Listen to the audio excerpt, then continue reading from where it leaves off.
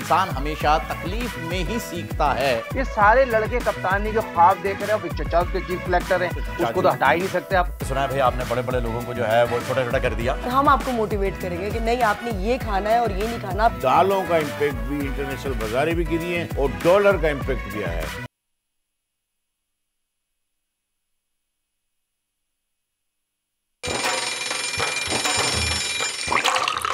आजकल जिंदगी ही सुबह आउट ऑफ कंट्रोल है, दुनिया बोल है, मेरी दुनिया बोल है। अस्सलाम वालेकुम नाज़रीन, प्रोग्राम में आपको खुशामदीद कहेंगे। सुबह खैर, गुड मॉर्निंग। मैं हूँ आपके साथ सहरिश ज़ुहैब और मेरे साथ मौजूद है फ़हीम खान। और आज जुमेरात का दिन है और 26 तारीख है। बिल्कुल जी, ऐसा ही है। जुमेरात का दिन है, 26 तारीख है। वो कहते हैं जी जुमेरात बड़ी मुराद, तो जो भी मांगा जाए वो आप कोशिश करें, ज़्यादा से ज़्यादा सदके दें, ज़्यादा से ज़्यादा जो है वो लोगों की दुआएं लें और ज़्यादा से ज़्यादा लोगों को खुश रखने की कोशिश करें। और आज की अच्छी बात ये नहीं है जो मैंने अभी कही है, आज की अच्छी बात ये है कि इंसान हमेशा तकलीफ में ही सीखता है, खुशी में तो वो अक्सर जो है पिछले सबक भी भूल जाता है जो उसने याद किए होते हैं। क्या सरिश आपके साथ ऐसा होता है? हाँ, समटाइम ऐसा होता है कि हम लोग जज्बाती हो जाते हैं ना, खुशी में भी। हाँ, और हम बाज़-औक़ात को बेवकूफ़ी भी कर बैठते हैं। ओवर एक्साइटेड, इसीलिए कहते हैं कि गुस्से में कोई फैसला नहीं करना चाहिए और खुशी में कोई वादा नहीं करना चाहिए, यही रीज़न होगा। लेकिन इसके साथ साथ अमरीकी रियासत में भी जो है वो आज एक बड़ा ख़तरनाक सानिया हुआ है। मुसल्लह शख्स की जानिब से मुख्तलिफ मकामात पर फायरिंग के वाक़यात में 22 अफराद हलाक और 60 से ज़ायद ज़ख्मी हो गए हैं। अमेरिकी मीडिया के मुताबिक जो है वो ल्यूस्टन शहर में मुलजिम ने पहले बॉलिंग क्लब में फायरिंग की जिसमें 10 अफराद जाँ बहक हुए और उसके बाद जो है वो मुस्लिम मुलजिम ने मकामी बाजार में फायरिंग जो है वो की है। एक सेंटर डिस्ट्रीब्यूशन सेंटर पर भी जो है वो फायरिंग करके वहाँ मौजूद लोगों को निशाना बनाया। अमेरिकी मीडिया के मुताबिक पुलिस ने मुलजिम की तस्वीर जारी कर दी है जो कि खुदकार राइफल थामे हुए इस वक्त आपको स्क्रीन पर भी नजर आ रहा होगा। इसका नाम जो है, इसकी शनाख्त रॉबर्ट के नाम से होगी, रॉबर्ट कार्ड के नाम से इसकी शनाख्त हुई है। सारिश बिल्कुल, और हमले की वजह फिलहाल सामने नहीं आ सकी है और पुलिस के मुताबिक फायरिंग के बाद मुलजिम फरार हो गया है। इसकी तलाश का सिलसिला भी जारी है। शहरियों को अलबत्ता ये हिदायत की गई कि अपने घरों में रहें क्योंकि खदशा है किसी भी हमले का, लिहाजा बाहर ना निकलें। और हुकाम की जानिब से इलाके में तमाम जो कारोबार है वो बंद करने की हिदायत देने के अलावा रियासत के अस्पतालों में इमरजेंसी नाफिज कर दी गई है क्योंकि 50 के करीब अफराद जख्मी भी हैं। तो अमरीकी मीडिया के मुताबिक ह्यूस्टन में 37,000 आबादी पर मुश्तमिल ये शहर है और पोर्टलैंड के शुमाल में वाक़ है। वहाँ पर ये मुसल्लह शख्स ने फायरिंग की है और इस फायरिंग से तकरीबन 22 अफराद जाँ बहक हो गए हैं, 50 से ज़ायद ज़ख्मी हैं, अस्पतालों में इमरजेंसी। क्या लगता है आपको सारिश कि ये भी वही कोई साइको टाइप ही निकलेगा एंड में, जो हमेशा अमेरिका में अक्सर जब फायरिंग के वाक़यात होते हैं तो 99% को ये ऐसा ही केस निकलता है क्योंकि वो अपने शहरियों को टेररिस्ट कभी नहीं कहते, वो अपने शहरियों को कहते हैं जी ये मेंटली स्टेबल नहीं है। हाँ, अलबत्ता मज़हब देखते हैं, अगर मज़हब कोई और निकल आता है, मोस्टली अगर इस्लाम निकल आता है तो फिर तो वो मेंटली स्टेबल डिसेबल वाली बात ही नहीं है, फिर तो वो डायरेक्ट टेररिस्ट का जो है वो स्टैंप लगा देते हैं। तो आपको क्या लगता है ये भी मेंटली डिसेबल वाली कहानी आने वाली है? देखिए, अभी इस हवाले से कुछ भी नहीं कहा जा सकता कि इसके पीछे क्या फैक्टर्स इन्वॉल्व हो सकते हैं। क्या ये कुछ साजिश कॉन्स्पिरेसी हुई है या फिर ये कोई एक्सट्रीमिज्म था या फिर ये कोई बंदा मेंटली सिक था। इस हवाले से अभी कुछ क्योंकि देखिए थोड़े दिनों पहले आपको पता है एक बच्चा जिसका कत्ल किया एक तकरीबन 72 साला बूढ़े ने जो कि सिर्फ इस वजह से किया कि बच्चा फ़लस्तीनी था और तकरीबन 22 के करीब उसको चाकू के वार किए और उसकी मदर जो थी बच्चे की वो भी तशवीशनाक हालत में अस्पताल में कि उस पर भी वार किए। तो कुछ भी हो सकता है, ये इश्तियाल भी हो सकता है या फिर एक नफरत भी हो सकती है या फिर बंदा साइको हो, मेंटली सिक हो, ये भी हो सकता है। मोस्टली चांसेस हैं क्योंकि रॉबर्ट कार्ड नाम निकल आया है तो फिर शायद वो मेंटली सिक ही होंगे, टेररिस्ट तो हो नहीं सकते। बड़ी खबर की जाने बढ़ते हैं नाज़रीन। मियाँ साहब सियासी और कानूनी महाज पर अमली तौर पर मुतहरिक, कल मरी में अहम मुलाकातें की। आज अजीज़िया रेवन फील्ड रेफरेंस में सज़ा के खिलाफ अपीलें बहाल करने की दरख्वास्त दिए इस्लामाबाद हाई कोर्ट आएंगे। लीगी कायद की वापसी के बाद सियासी सूरत हाल में बर्क रफ्तार तब्दीली से मुखालिफिन परेशान हैं।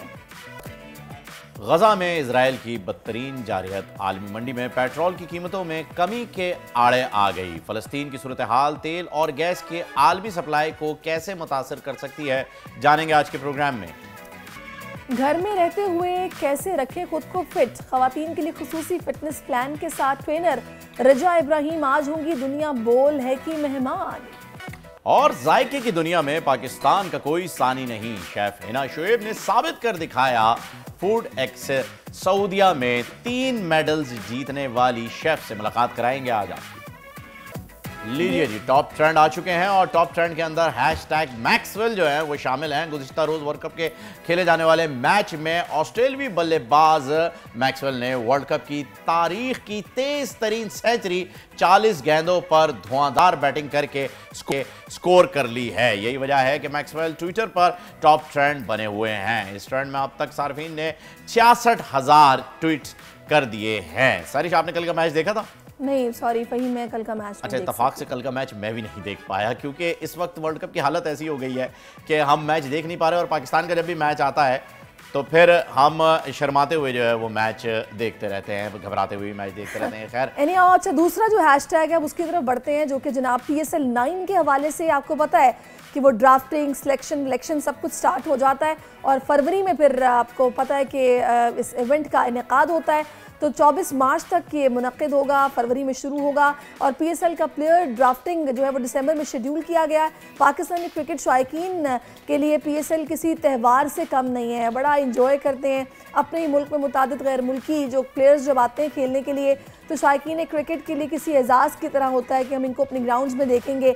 और इस ट्रेंड में अब तक हज़ारों सारिफीन ने ट्वीट्स किए और लोग अपनी अपनी पसंदीदा प्लेयर्स का नाम भी लेते हैं कि भी इनको ज़रूर शामिल करना चाहिए। फिर ड्राफ्टिंग अलबत्ता दिसंबर में अब शेड्यूल की गई है। बिल्कुल ऐसा ही है और देखते हैं कि PSL किस करवट बैठता है। सुनने में ये भी आया कि शायद कोई नई टीम जो है वो ऐड कर ली जाए, लेकिन अभी तक कंफर्म नहीं है कि नई टीम आ रही है या नहीं आ रही है। लेट्स से क्या होने जा रहा है। खैर, पॉलिटिकल डेवलपमेंट की जो न्यूज़ अभी आपने पढ़ी थी, जानिब बढ़ते हैं सैरिश।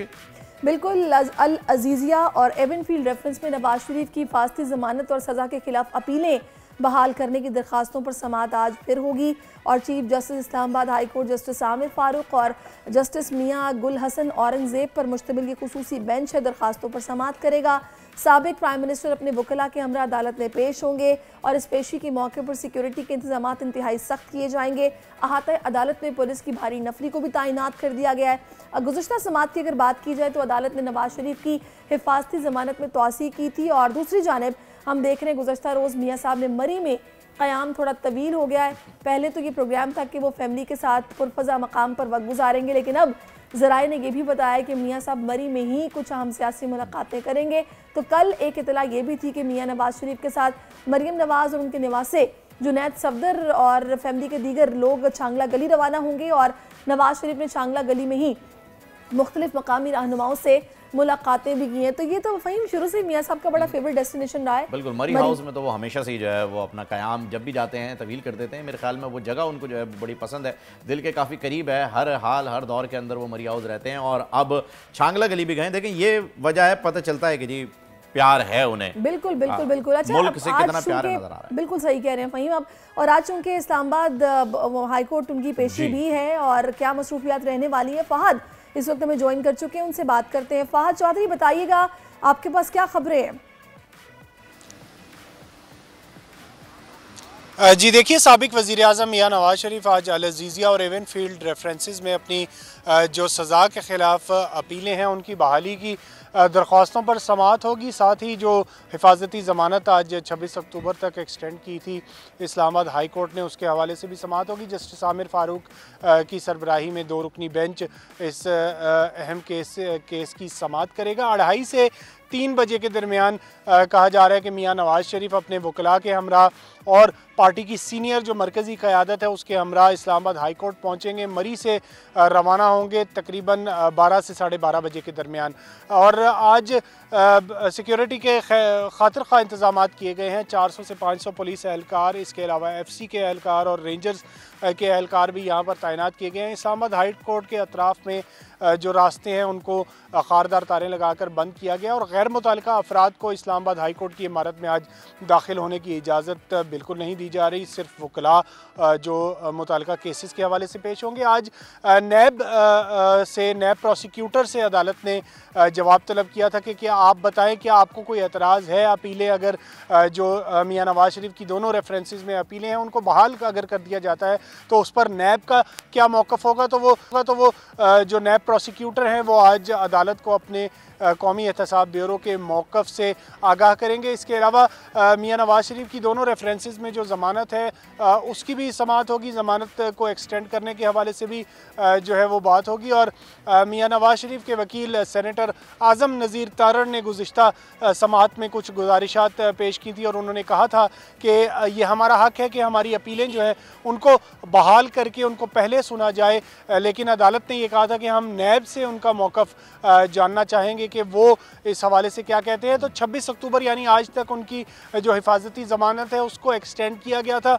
आज मियां नवाज़ शरीफ दोबारा अदालत में पेश होंगे और आज देखना है कि कौमी एहतसाब ब्यूरो क्या मौक़िफ़ अपनाती है अपीलों की बहाली के हवाले से, और इसी के तनाजुर में जो है ये केस फिर आगे बढ़ेगा और इसी के हवाले से इसी जवाब के तनाजुर में जो है फ़ैसला किया जाएगा कि ज़मानत जो है मियां नवाज़ शरीफ की उसको आया एक्सटेंड किया जाए तो या नहीं। जैसा कि अभी आपने बताया कि आज मुतमईन करना है, एक तो काबिल समाअत होने के हवाले से इन दरख्वास्तों के, और दूसरा नैब जो है वो भी आज इस हवाले से ज़ाहिर अपना मौक़िफ़ पेश करेगा। पहले जब ज़मानत का मामला था तब भी नैब की तरफ से नफ़ी में जवाब दिया गया था कि कोई एतराज़ नहीं अगर ज़मानत दे दी जाए। तो अब आगे आप इस केस को किस तरह चलते देख रहे हैं? अगर तो शवाहिद भी मौजूद नहीं होंगे तो कभी इम्कान है कि केसेस ही अवले ख़त्म कर दिए जाएंगे?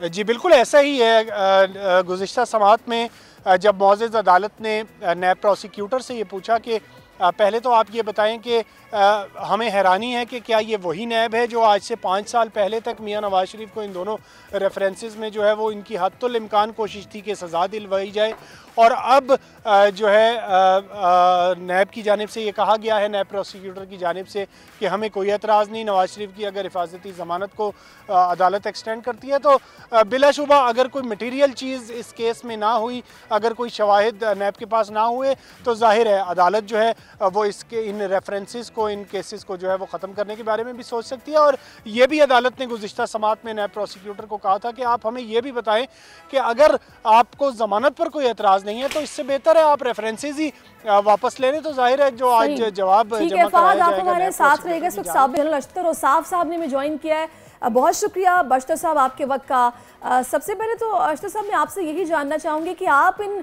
दरख्वास्तों को किस तरह से देख रहे हैं जो बहाली के लिए दरख्वास्तें दी गई हैं, अदालत को मुतमईन भी करना है, फिर नैब प्रोसिक्यूटर जिस तरीके से अपना मौक़िफ़ दे रहे हैं, आगे ये केस आप किस तरह चलता देख रहे हैं? देखिए इस सारा जो मामला है क्योंकि कोर्ट में है तो ये कहना कि किस तरह चलेगा ये तो जजेस की अपनी सवाबदीदी है और कानून जो इस तरह प्रिस्क्राइब करता है।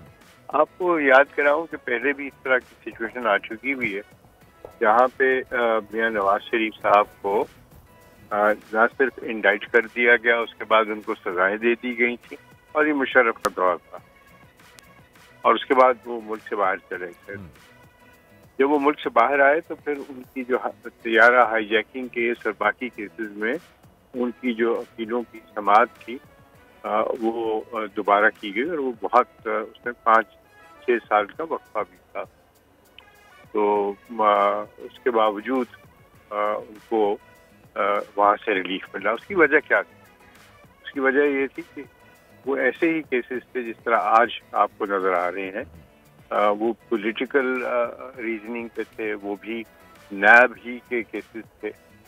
तो मुझे तो वो जो सजाएं दी गई एवनफील्ड वगैरह में वो भी उसी तरह की बातचीत सुनाई दे रही। यानी कि हम फिर ये एक्सपेक्टेशन रखें, जैसा कि अभी हमने ये जाना अपने नुमाइंदे से भी कि जब नैब प्रोसिक्यूटर से इस्तफसार किया गया और पूछा गया कि भी आज से 5 साल पहले तो आप लोगों की पूरी कोशिश थी कि इस केस में या इन रेफरेंसेस में सज़ा दिलवाई जाए, और अब आपसे हम अगर ये भी कह रहे हैं कि जनाब बताइए आपको कोई एतराज़ तो नहीं है ज़मानत देने पर, तो आप उसमें नफ़ी में जवाब दे रहे हैं कि आपको कोई एतराज़ नहीं है, तो कभी इम्कान है कि इसमें मियाँ साहब बरी हो जाएंगे? फिर कुछ ठोस शवाहिद मौजूद नहीं है इन केसेस में?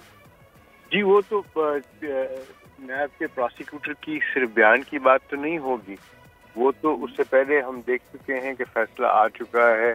उनकी साहबजादी जो है उनके केस में वो भी एवनफील्ड केस ही में थी और उसके अंदर जो शवाहिद वहाँ थे वो कुछ नए शवाहिद तो नहीं होंगे और उनको कोर्ट देख चुकी है और वो शवाहिद को उन्होंने नाकाफी करार दिया और बल्कि ये भी कहा कि बात सिर्फ नाकाफी होने की नहीं है, बल्कि कोई कनेक्शन ही था मियां नवाज शरीफ का उन केसेस में, तो उनकी साहबजादी उनकी खयानत करते हुए कैसे देखी जा सकती है। तो ये एक पहलू है जिसको जरूर मलूज़ खातिर रखा जाएगा। सही, ठीक है जी, ठीक है साहब, आपका भी जो है वो मौक़िफ़ आ गया और बिल्कुल आपने दुरुस्त फरमाया कि इस वक्त समाज जो है वो जारी है, तो इस पर कोई हतमी राय देना मुनासिब नहीं रहेगा। थैंक यू सो मच, आप हमारे साथ थे। फ़ाद, आपका भी बहुत बहुत शुक्रिया, आपने भी हमें। नाजरीन, अब बढ़ते हैं क्रिकेट की जानिब, क्योंकि ये सियासी मैच जो है ये तो अभी थोड़ा सा डिले हो गया है, पर जो मैच स्टेडियम में होने जा रहा है उसका जिक्र कर लेते हैं। वर्ल्ड कप में जनूबी अफ्रीका के खिलाफ मैच के लिए पाकिस्तान क्रिकेट टीम की तैयारियां जारी हैं। बड़े मुकाबले से पहले ओपनर फ़खर जमान फिट हो गए हैं और उन्होंने बैटिंग प्रैक्टिस भी की है, लेकिन मसला अभी भी बहुत गंभीर है, क्योंकि मेगा इवेंट में बाबर आजम की कश्ती बीच मझधार में फंसी हुई है। बाबर आजम के लिए इस वक्त आर या पार की कैफियत है, क्योंकि अगले तमाम मैचेस जीतने हैं और अगर एक मैच भी हारे तो सेमीफाइनल की दौड़ से बाहर हो जाएंगे और टिकट कटाएंगे, घर आ जाएंगे जस्ट लाइक द बिल्लो। हमें ज्वाइन किया है साजिद खान ने, एक्सपर्ट है क्रिकेट के, किसी तारुफ का मोहताज नहीं। आइए उनसे जान लेते हैं उनकी क्या राय है। अस्सलाम वालेकुम साजिद भाई, सबसे पहले तो ये बताइएगा, ये जो साउथ अफ्रीका के खिलाफ हम मुकाबला करने जा रहे हैं, साउथ अफ्रीका ने अभी तक इस वर्ल्ड कप में 300 से नीचे तो देखा भी नहीं है टारगेट देते हुए किसी की जानिब। अगर हमें खुदा ना खास्ता इतना टारगेट मिल गया तो हम तो सहम जाएंगे, हमारी तो टीम वैसी सहम के ही बाहर जाएगी।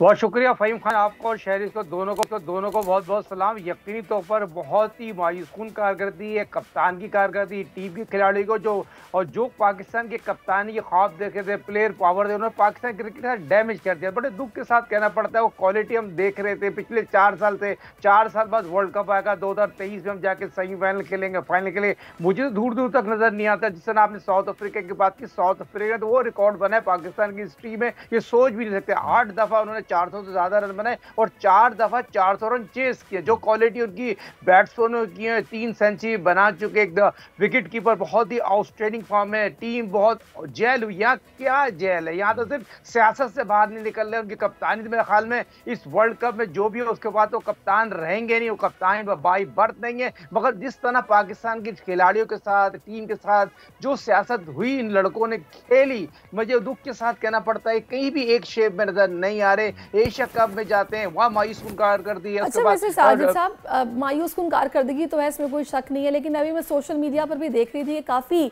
सुनने में आ रहा है कि बाबर आजम को प्रेशर बर्दाश्त करना पड़ रहा है, जो उनकी तरफ से कहा गया कि जनाब बॉलर्स की और फील्डर्स की ये गैर जिम्मेदारी जिसकी वजह से हमारे हालात ये हैं। सुने उनको ये बयान काफ़ी महंगा पड़ा है और ये भी खबरें गर्दिश में है कि इस इवेंट के बाद हो सकता है वो दस्तबरदार हो जाएं, अपनी कप्तानी छोड़ दें।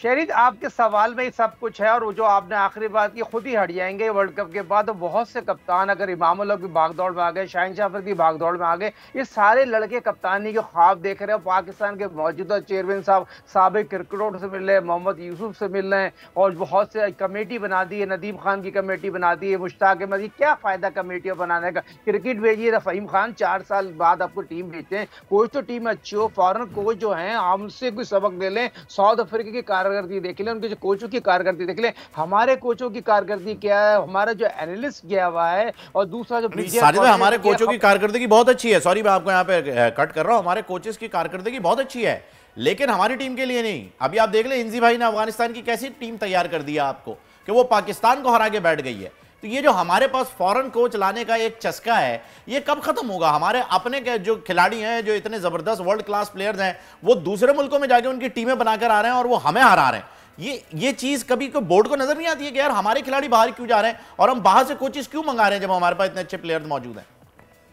देखिए, अब ये फॉरेन कोच भी चले जाएंगे, कप्तान भी चले जाएंगे, जो मेरे अपने जराए बताते हैं और अपने कोचेस आएंगे। मोहम्मद यूसुफ आ सकता है, इंजी आ सकता है, बहुत से ऐसे लोग। मैंने हमें जो भाईजान वसीम अकरम की बात की थी, उनसे बात नहीं कर रहे, दूसरे लोगों से उनकी मुलाकात हो गई। आप सईद अजमल को लेके आ रहे हैं, बहुत से ऐसी कमेटी बना दी जिस कमेटी का फायदा नहीं है। मैं नहीं मानता कमेटी को, इस कमेटी से क्या रिजल्ट निकलेगा? वर्ल्ड कप तो अब हार गए ना। अब मैं नहीं मानता पाकिस्तान टीम आगे जाएगी। आगे कैसे जाएगी? 4 के 4 मैच अब जीतेंगे, चलो अब बांग्लादेश से जीत जाते हैं, चलो बहुत से बहुत, हमने 3 मारा बांग्लादेश जाएंगे, इंग्लैंड चलो इंग्लैंड से आप जीत जाएंगे, साउथ अफ्रीका न्यूजीलैंड से आप नहीं जीत सकते, अगर मगर पे आप आ गए। फिर आपकी अपनी खुद की कारकर्दगी क्या है लड़कों की, बॉलिंग आप क्लब लेवल की करते हैं, फील्डिंग आप क्लब लेवल की करते हैं, कैचेस आप क्लब लेवल के। मजीद जो एक फील्डर है वो फील्डिंग कोच है, क्लब लेवल का फील्डिंग कोच है, वो पाकिस्तान का फील्डिंग कोच बना हुआ। भाई कुछ खुदा का खौफ करो यार, पाकिस्तान क्रिकेट टीम ने आपने हमेशा शहरीज बात करती है इनके पैसे कट होने, इनको तो पैसे देने नहीं चाहिए। जो इनकी कारकर्दगी इन्होंने दिखाई है, जो मुल्क के साथ दिखाई है,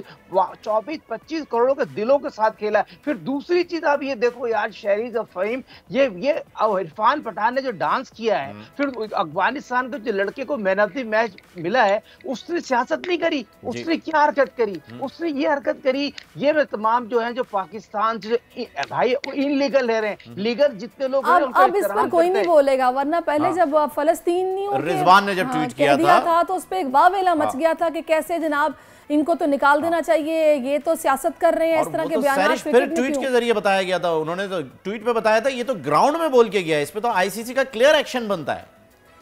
आईसीसी का क्या इवेंट है जो कमेंट्री कर रहा है, जो इंडियन लॉबी का बहुत बड़ा, अल्लाह माफ करे, वो बहुत ज्यादा स्मार्ट बनना चाह रहा है, खुद क्रिकेट की इतनी कारकर्दगी इरफान पठान, वो किसका अफगानिस्तान का हेड कोच बनेगा, क्या बनेगा, क्या साबित करना चाह रहा है, क्या आपको नहीं पता ही क्या हरकतें करते हैं अजय जडेजा क्या करते रहे पास में, माजी में मेंटोर बन गए उन्होंने अफगानिस्तान की टीम के साथ। वो हम तो अपनी ये तो मैच फिक्सिंग के अंदर निकाला गया था, अजय जडेजा जो है वो तो मैच फिक्सिंग में निकाला गया था उनके कप्तान के साथ, अजरुद्दीन के साथ। तो फिर ऐसे लोग होंगे तो उनकी टीम कहाँ होगी, और 9 और मेरे ख्याल में 13 लोग से तो मैच खेलते हैं। मगर फिर वही बात कहूंगा, रोक सकते हो तो रोक लो, सरफराज अहमद को आपको टेस्ट मैच का कप्तान बनाना ही पड़ेगा, आखिरकार घूम फिर के आपको सरफराज की तरफ ही देखना पड़ेगा। क्यों सही, लेकिन अभी साजिद भाई बिल्कुल आप सही कह रहे, तो करना ही पड़ेगा।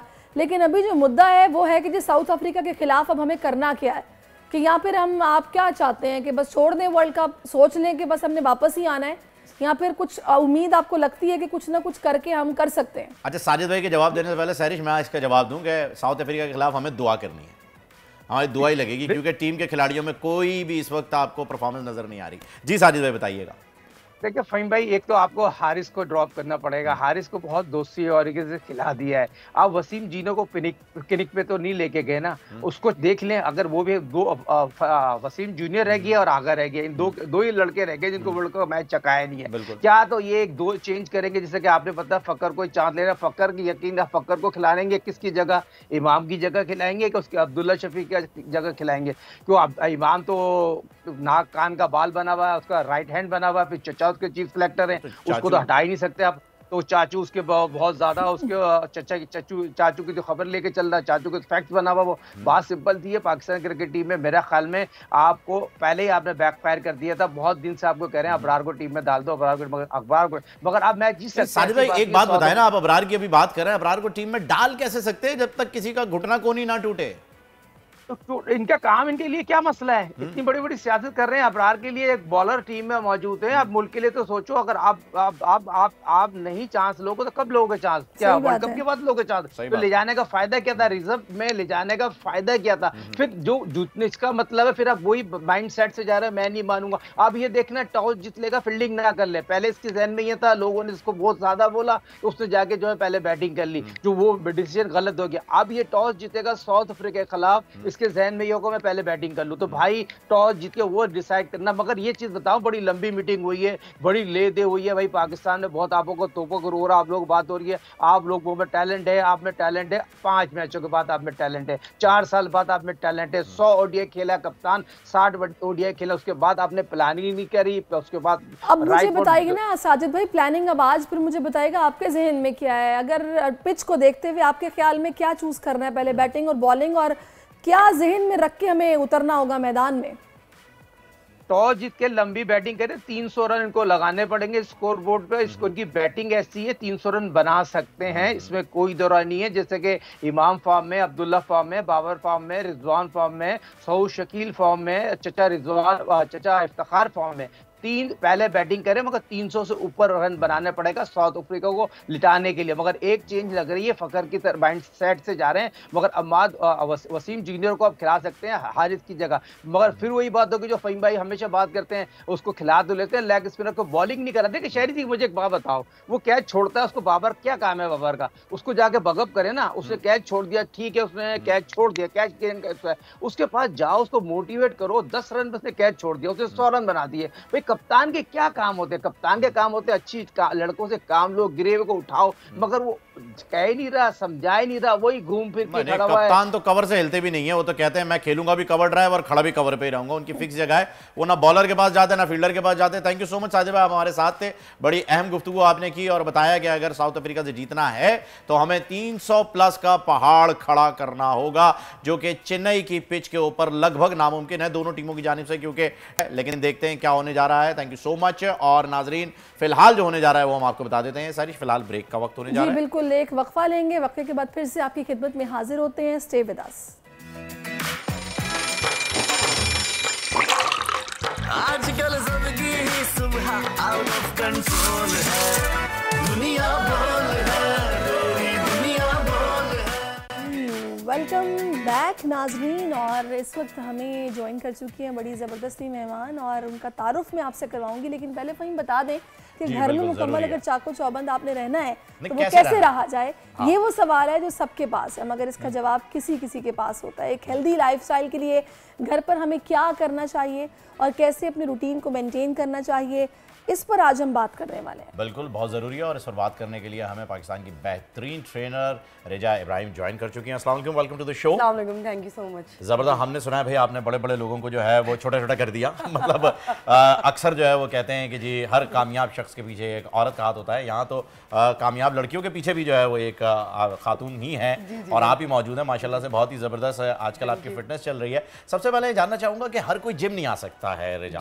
और घर पे ट्रेनिंग करना चाहते हैं सब लोग, और चाहते हैं कि फिट नज़र आए, हेल्दी लाइफस्टाइल जो है वो कंटिन्यू करें। तो मैं चाहूँगा कि कुछ टिप्स ऐसी शुरू करें कि लोग घर पे जो है वो इजीली उस एक्सरसाइज को फॉलो कर सकें और अच्छा खासा असर उन पर पड़ सके।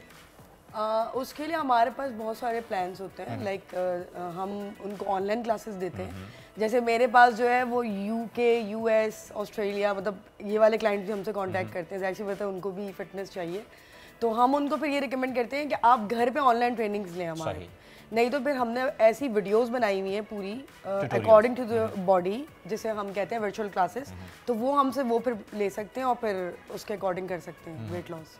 अच्छा, डाइट प्लान्स बनवाया, डाइट प्लान्स जो है वो 80% जो है वो आपका डाइट प्लान है। 80% डाइट? जी बिल्कुल, ठीक है। और प्रॉब्लम ये है, लेकिन सारे सिस्टम में ना कोई ऐसा नहीं है जो ये चाहेगा कि वो भद्दा हो जाए या वो बुरा दिखे, डी शेप हो जाए। हर कोई ये चाहता है कि वो खूबसूरत दिखे और पतला हर हो कोई चाहता है जाए, कि उसकी तारीफ की जाए। मसला सारा ये है कि हम में से ना मोटिवेशन चली जाती है, हम डीमोटिवेट हो जाते हैं, फिर हमारा मुंह नहीं रुकता। अगर हमारे सामने टेबल पे वो चीज़ मौजूद है जो हमें अच्छी लगती है तो हमने खा लेनी है।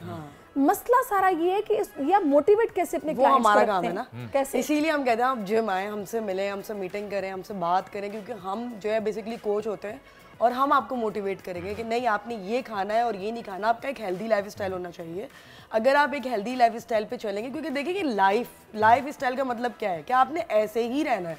ये नहीं है कि 2 महीने के लिए चच्चा की शादी हुई या मामू की शादी हुई तो उसमें जो है आप दुबले हो गए, 3 किलो वजन कम किया, 3 किलो वजन कम किया जी, अब तो मैं सही लग रही हूँ। 6 महीने मैं केक खाऊंगी, बिरयानी खाऊंगी, पिज्जा खाऊंगी। ये क्रैश कोर्सेज जो होते हैं ये लाइफस्टाइल नहीं है, ये क्रैश कोर्सेज है, बेसिकली एडिक्शन है। जैसे अब मैं जो सी सेक्शन लेडी हूँ and I have lost around 35 kgs, और मैंने 7 to 8 मंथ्स में ये वेट लॉस करा, बट कांस्टेंट होके करा। अभी भी जाहिर सी बात है हम लोगों का जो है वो थोड़ा सा एक सी सेक्शन की जैसे बेली का इशू है, जो कि एक कॉमन इशू है आजकल, जो सब यही कह रहे होते हैं कि मिस कैसे जाएगा।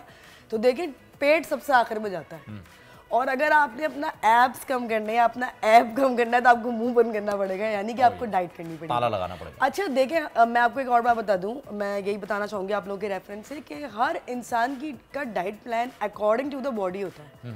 अब ये नहीं है कि मैं एक डाइट प्लान आपको दे दूंगी और वही डाइट प्लान इनको दे दूंगी। कॉपी पेस्ट नहीं होता, यानी जो इंटरनेट से उठा लेते हैं कि जी ये चीज़ हमने खानी है, इतनी खानी है, ये नहीं होगा। आप अपनी सेहत के साथ नुकसान कर रहे हैं।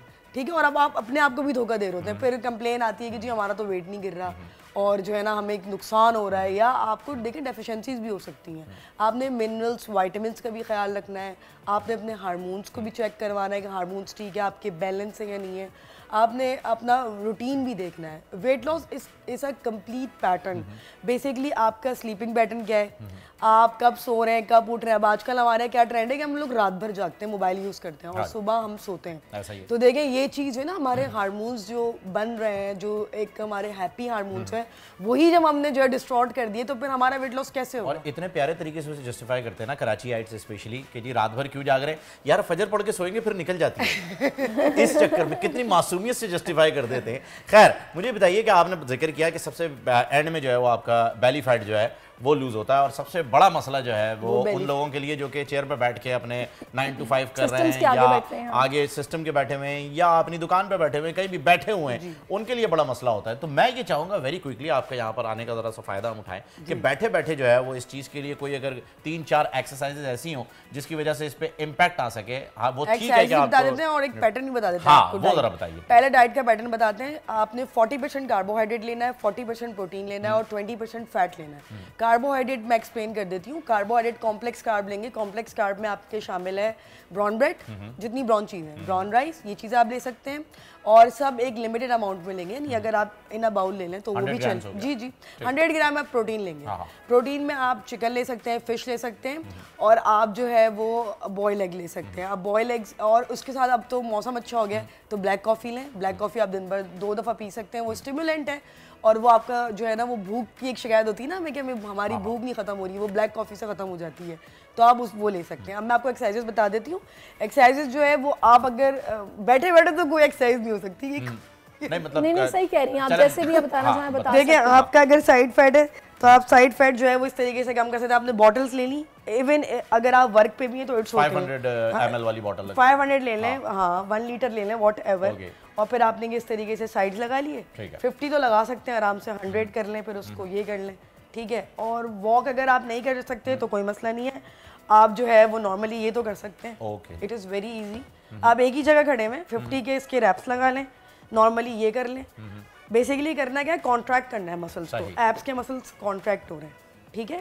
इस तरीके से ये कर लिया आपने, 2 3 4 5 6 7 8, और फ्रंट ऐसे कर लिया आपने, दिस सही। ये 20 रैप्स से स्टार्ट करें और 50 रैप्स तक ले जाएं। जी 20 20 50 50, और फिर इसकी दो साइड लगाया आपने।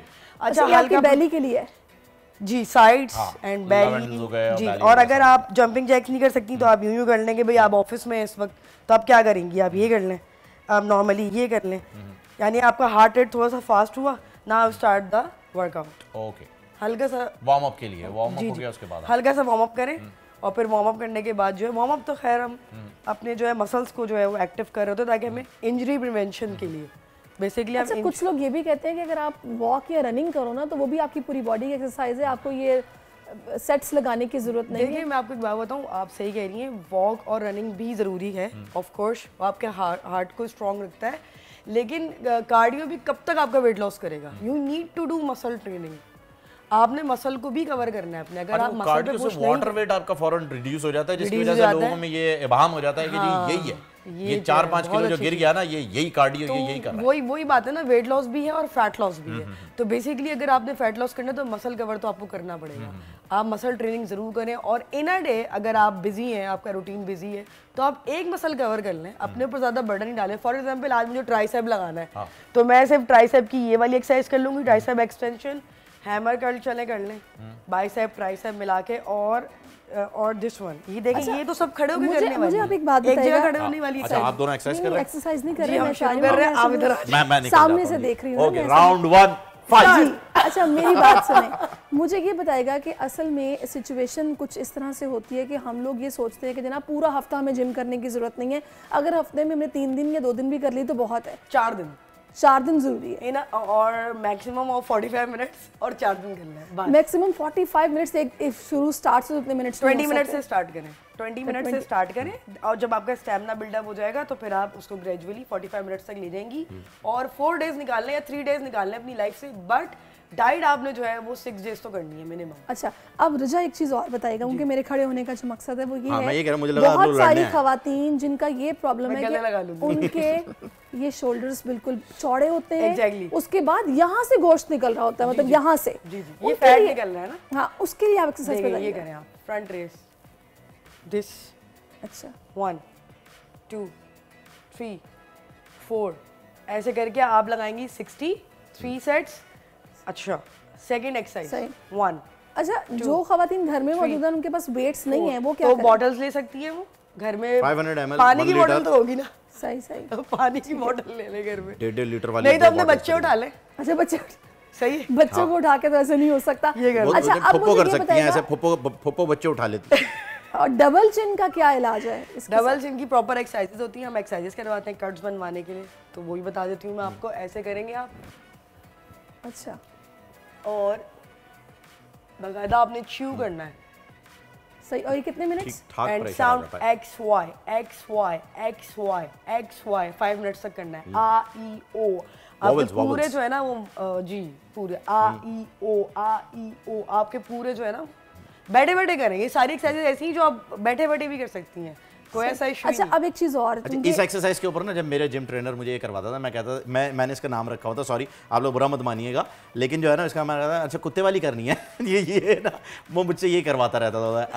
लेकिन बहुत अच्छा फेस, बहुत अच्छा उसके जो है वो जॉ लाइन के लिए, जॉ लाइन के लिए। अच्छा, अब एक चीज और जो कि मेरा ख्याल है कि हम खवातीन की स्पेसिफिकली बात भी साथ में कर रहे हैं, तो अभी आपने बताया सी सेक्शन के बाद बेली का, तो आपने बता दिया कि एक्सरसाइज है। उसके बाद एक चीज़ और, जो उनकी बॉडी लूज़ हो जाती है, specially upper part of body, जो कि ज़ाहिर बच्चों के बाद खवातीन की लूज़ हो जाती है, मैंने उसकी भी सुना है कि उसको टाइटन करने के लिए भी एक्सरसाइज होती है। बिल्कुल होती है। चेस्ट प्रेस लगाएंगे आप, चेस्ट फ्लाई लगाएंगी लेट के, 2 बॉटल्स ले लिया आपने, चेस्ट फ्लाई लगाएं, सीधे लेट जाए। अच्छा, और चेस्ट फ्लाई लगाएं। सही, ज़बरदस्त। तो ये तो भाई बस हर मसले का हल मौजूद है, हर मसले का हल हो गया जी। मुझे सर्टिफाइड ट्रेनर्स का यही फायदा है भाई। फड्डा वड्डा हुआ ही नहीं, मतलब पंजाबी लड़ाया आप लोगों ने, तो मैं तो एक्सपेक्ट कर रहा था कुछ होगा। खैर, ये बताइएगा कि डाइट जो है उसके बारे में आपने बताया कि जी कार्ब्स, प्रोटीन और 20% फैट। अरे फैट्स के बारे में जरा बताइए, फैट्स किस तरह के फैट जो है वो आप जिक्र कर रही हैं? इसमें शकरकंदी खा ली जाए, वो तो कार्ब है, कार्ब्स में आ गई वो। फैट जो है बेसिकली योगर्ट है, डेयरी प्रोडक्ट्स में होता है फैट। आप योगर्ट जो है वो अच्छा है, आप ले सकते हैं उसको। ग्रीक योगर्ट लेंगी तो ज्यादा अच्छी बात है। अगर महंगा सौदा मत बताइए, मलाई हटा के ले ले। नहीं बाजी थोड़ा कम कर लें प्लीज, बहुत महंगा हो जाएगा। मलाई डाले ना सादी दही में से। अच्छा, एक काम में बना ले आप, अच्छा काम करते हैं आप, थोड़ा सा रुके, क्योंकि हमारे साथ एक शेफ भी हैं, क्योंकि अभी हम खाने की बात कर रहे हैं कि हमें खाना क्या, डाइट क्या होनी चाहिए। तो पाकिस्तानी खानों को दुनिया में जनाब हर कोई जानता है कि कोई इनका सानी नहीं है ना। अब बात तो ये साबित हो गई है, हाल ही में सऊदी अरब में मुनक्किदा खानों के आलमी मुकाबले हुए हैं, फूड एक्स, जहाँ पे सऊदीया में पाकिस्तानी शेफ है हिना शुएब, जिन्होंने कामयाबी के झंडे गाड़े हैं। तो इस मुकाबले में हिना के हाथ की बनाई गई डिशेस की दुनिया दीवानी हुई है। मुख्तलिफ कैटेगरीज में हिना इस मुकाबले में 1 सिल्वर और 2 ब्रॉन्ज मेडल जीत कर लाई हैं। उनसे हम बात करते हैं। अस्सलाम वालेकुम Hina, welcome to our show. वालेकुम अस्सलाम पाकिस्तान जी। हिना, मुबारकबाद आपको ढेर सारी, पहले तो हमारी तरफ से कि आपने माशाल्लाह ऐसा खाना बनाया कि दीवाना कर दिया लोगों को। जी, बस देख लीजिए कि पाकिस्तानी कुजीन में कितनी कशिश है। भाई क्या बात है। अच्छा हिना साहिबा, हम सबसे पहले तो ये जानना चाहेंगे कि ये जो कशिश ज़्यादा कुजीन आपने बनाया है, डिशेज आपने कौन कौन सी बनाई जिस पे आपको ये मेडल्स मिले? जी, एक्चुअली मैंने जो है वो एक चिकन की कैटेगरी थी, तो उसमें मैंने तंदूरी चिकन बनाई थी और उसके साथ मैंने सर्व किया था रोगनी नान।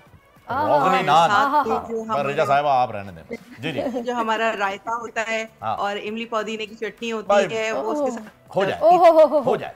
अच्छा, वैसे बाय द वे एक मिनट, इमली पुदीने की रेसिपी शेयर करें भैया, रेसिपी शेयर करें। ये रेसिपी भी आ जाएगी। और क्या क्या बनाया? बस अब ऐसा लग रहा है पेट भरने वाला है।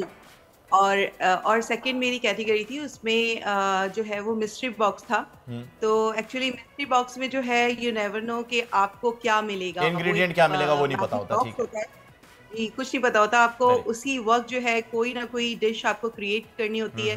तो उस टाइम में आपके स्किल्स का पता लगता है कि आप इतने से टाइम में किस तरह और क्या चीज़ें, क्योंकि हमें 2 चीज़ें बनानी होती है। एक स्टार्टर बनाना होता है और सेकंड जो है वो मेन मेन्यू आपको बनाना होता है। क्या था आपके तो अल्हम्दुलिल्लाह मिस्ट्री बॉक्स में मैंने बनाया था माशाल्लाह। स्टार्टर में मैंने जो है वो मिक्स सैलड बनाई, क्योंकि काफी सारी उन्होंने वेजिटेबल्स दी थी हम लोग को। तो मैंने उससे जो है वो मिक्स सैलड बनाई, उसमें कुछ नट्स भी थे, वो भी मैंने उसमें डाले, और इस तरह करके मैंने उसे बनाया, तो उन्हें वो भी बहुत पसंद आई थी। अच्छा, स्टार्टर तो मिक्स सैलड हो गया, और उसके साथ क्या बनाया? उसके साथ जो है मेन मेन्यू में मैंने चिकन थी, क्योंकि आपको जो है प्रोटीन में जो है उन्होंने चिकन दी थी हमें, तो चिकन का मैंने जो है ना वो रोजमेरी लेमन पेपर चिकन बनाई थी, वो भी उन्हें बहुत पसंद आई। Sounds good, sounds good and taste will be excellent इंशाल्लाह। आप बना के जरूर भेजिएगा। अच्छा, अब वही रेसिपी रह गई है, वो बहुत सारी खवातीन भाई वो इमली पुदीने की चटनी की रेसिपी जो है वो हिना साहिबा जरा कैसे बनाती हैं आप? बहुत इंस्टेंट है, वो बहुत जल्दी से हो जाती है। तो नॉर्मली अक्सर मेरे बच्चे खड़े खड़े भी कहते हैं कि अम्मा इसके साथ तो ये खानी है। तो इमली पुदीने का ही होता है कि आप इमली को भिगो के उसका पल्प ले लीजिए, और पुदीना और धनिया, अगर धनिया लेना है तो धनिया थोड़ी कम यानी क्वांटिटी में, पुदीना भी, तो उस हिसाब से ये ले लीजिए। उसमें थोड़ा जीरा डालें और नमक मिर्च, तो बस आपकी बहुत मज़ेदार एकदम से जो है ना वो चटनी तैयार है। चाहे तो उसको और तेज यानी उसका लेवल और इसको फिर ग्राइंड करना है या बस ऐसे डाल के छोड़ दें? ये तो बताइए, ग्राइंड करें ना इसको? नहीं, ग्राइंड करना है भाई। बहुत सारे ऐसे अकेले मर्द भी हैं जो कि जी रहे हैं अपनी जिंदगी यहाँ पर, उनके लिए भी तो आसानी करें, ग्राइंड होगा ये। सही ग्राइंड करना है, लेकिन मजा मैं वही कहूंगी, मैं अपने जो ट्रेडिशन को साथ लेके चल रही हूँ कि अगर हमारी औरतें जो हैं वो सिल्क की तरफ लेकर आए अपने आप को, कमाल कर दिया। तो अभी जैसे आप हेल्थ की बात कर रहे थे, तो हेल्थ के हिसाब से भी बहुत अच्छा है कि थोड़ी हम मुशक्कत करेंगे तो थोड़ा कैलोरीज अपनी जो है बाजू के फैट कम होंगे सिल्क पट्टा इस यूज करने से। बिल्कुल नहीं, बेली फैट भी जाता है सिल्क पट्टे से। बेली फैट भी जो है आप देखें ना उसकी पोजीशन क्या है, वापस आप आ रहे हैं, आपके बेली फैट के वो पूरा प्रेशर आपके बेली पे आता है। मैंने कभी इस्तेमाल नहीं किया, आप काफी पुराने लगते हैं मुझे। शदीद, मतलब जो इन्होंने बात कर दी है, मैं कह रहा हूँ जी, मैं उस जमाने का हूँ जब कबाब भी सिलबट्टे पे ही बनते थे, और मैं आज भी यकीन कीजिए कि मेरी ख्वाहिश होती है कि सिल पे ही बने हुए कबाब मैं खाऊं, क्योंकि उनमें शदीद लोच होता है। जो आप ग्राइंडर में बनाते हैं ना, बड़े सूखे साखे होते हैं। में रह रहे हैं, और अभी भी मेरे यहाँ तो सिल पे ही कोफ्ते और सिल पे ही कबाब बनाए जाते हैं। क्या बात है जी, दावत रख लें आप हमारी किसी दिन। छोड़े रिजा साहब को, तो हमें भूखा मार रही थी, आप दावत रख लें किसी दिन इतवार को रखिएगा।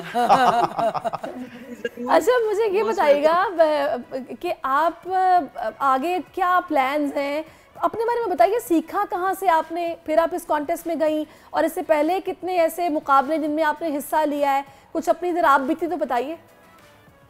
हाँ जी, मेरा सफ़र शुरू होता है हाउस वाइफ से, और समझें कि आज तक जो भी कुछ सीखा तो वो जैसे कहते हैं ना कि माँ की गोद से एक बच्चा सीख कर आता है, तो डेफिनेटली मैंने भी अपनी अम्मी को ही देखते हुए सीखा, और आहिस्ता आहिस्ता जैसे जैसे वक्त गुजरता गया मुझे अप्रिसिएशन मिलती गई घर वालों की तरफ से, और मेरे इन लॉज की तरफ से, मेरे बहन, मेरे फ्रेंड, सब लोगों ने मुझे बहुत अप्रिशिएट किया। और आज जिस जगह बैठी हूँ तो मैं ज़रूर इस तवज्जो से बताऊंगी कि मेरे हस्बैंड का हाथ इसमें बहुत है। एक कामयाब मर्द के पीछे जो है एक औरत का हाथ होता है, लेकिन एक कामयाब औरत के पीछे भी एक मर्द का हाथ होता है।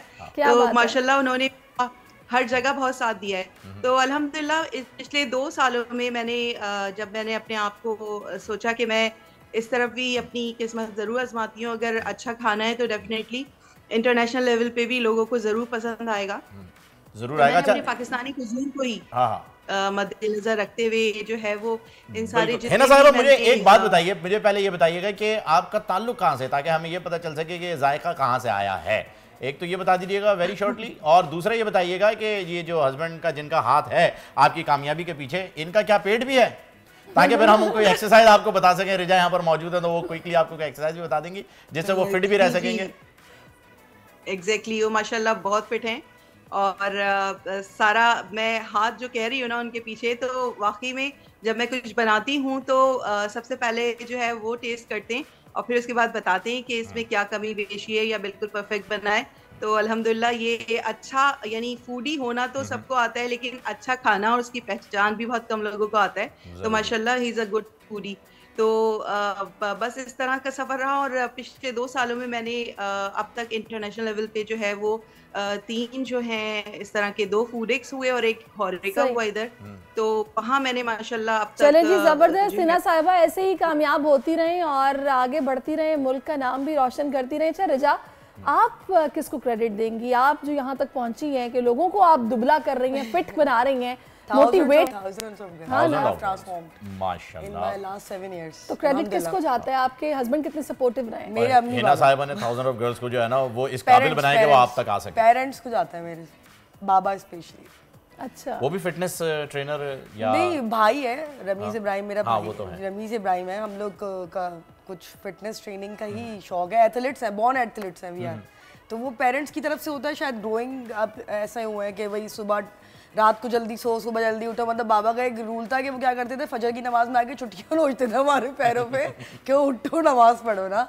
और फिर अम्मी का ये था कि टाइम पे खाना देना, इस तरह करना, फिर इस टाइम पे खेलना है, इस टाइम पे पढ़ना है। निचोड़ क्या है? ये 1000 लड़कियां जो आपने फिट की हैं, कोई एक ऐसे टिप दीजिए जो कि आपके ख्याल में की है फिटनेस के लिए।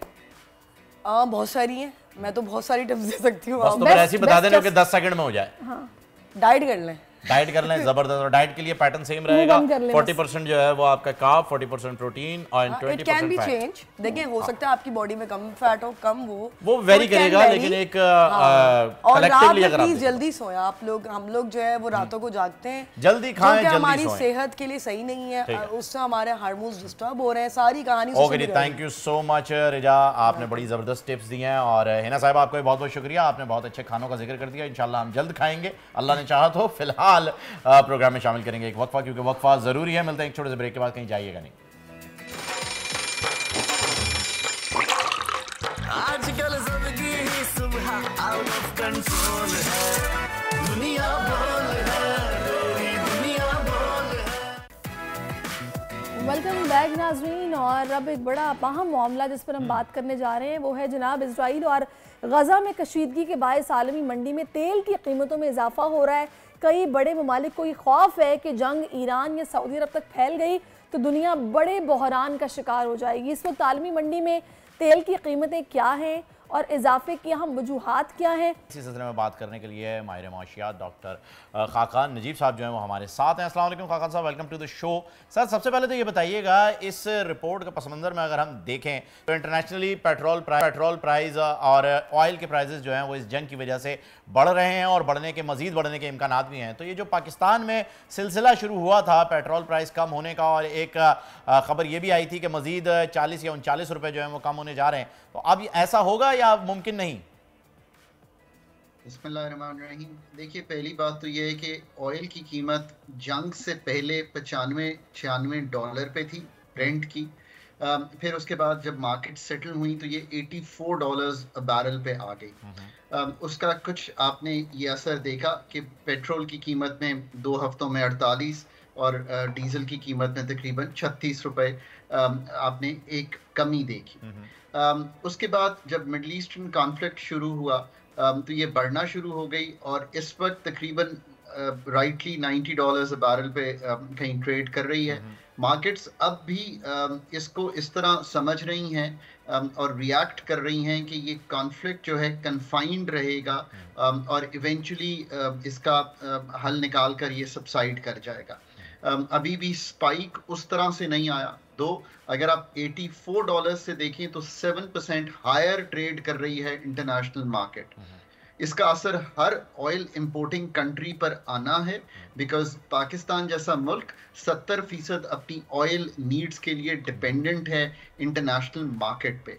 अरब लाइट भी इसके साथ साथ ही बढ़ा है और अरब लाइट इज द वन जो हमें सबसे ज़्यादा इम्पैक्ट करता है। चूँकि हमारे रुपए की कदर में एक इस्तेहकाम आया था और रुपी को मार्केट बेस्ड एक्सचेंज रेट में दोनों साइड्स पे depending on the supply and demand and other conditionalities of the market move करना चाहिए, और वो स्ट्रेंथन हुआ था by the measures that the government had taken. और इस उम्मीद से कि IMF का मिशन आ जाएगा जो कि आ रहा है, इस उम्मीद से कि हम और पैसे बाहर से सिक्योर कर पाएंगे अपनी डेट नीड्स भी और नॉन डेट इंस्ट्रूमेंट्स यानी कि एक्सपोर्ट्स और रेमिटेंसेस को भी आने वाले दिनों में बढ़ाएंगे। सो ये एक ओवरऑल तनाजुल है। अब जहाँ पे खड़े हैं ये तो हमें एग्जैक्टली देखना पड़ेगा कि कितने कार्गोज किस प्राइस पे और किस डॉलर रेट पे एक्सचेंज हुए हैं, जो अब कीमत तय होने जा रही है 30 अक्टूबर को। ये चूंकि थोड़ा सा लैग होता है इसमें 15-20 दिन का, तो पुराने कार्गोज हैं।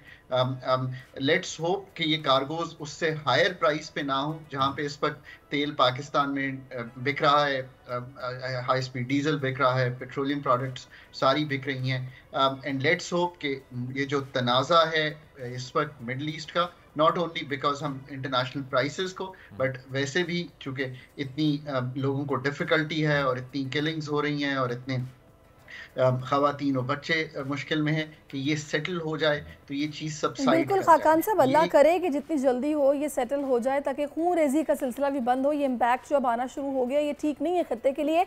मुझे ये बताएगा कि फर्स्ट वीक ऑफ नवंबर में जो IMF का वफ्द आ रहा है पाकिस्तान, और आकर वो मॉनिटर करेगा कि चीज़ें जो हैं वो उस तरीके से हुई हैं या नहीं हुई, हम लोग इस पोजीशन में हैं कि उन्हें मुतमईन करके भेजें?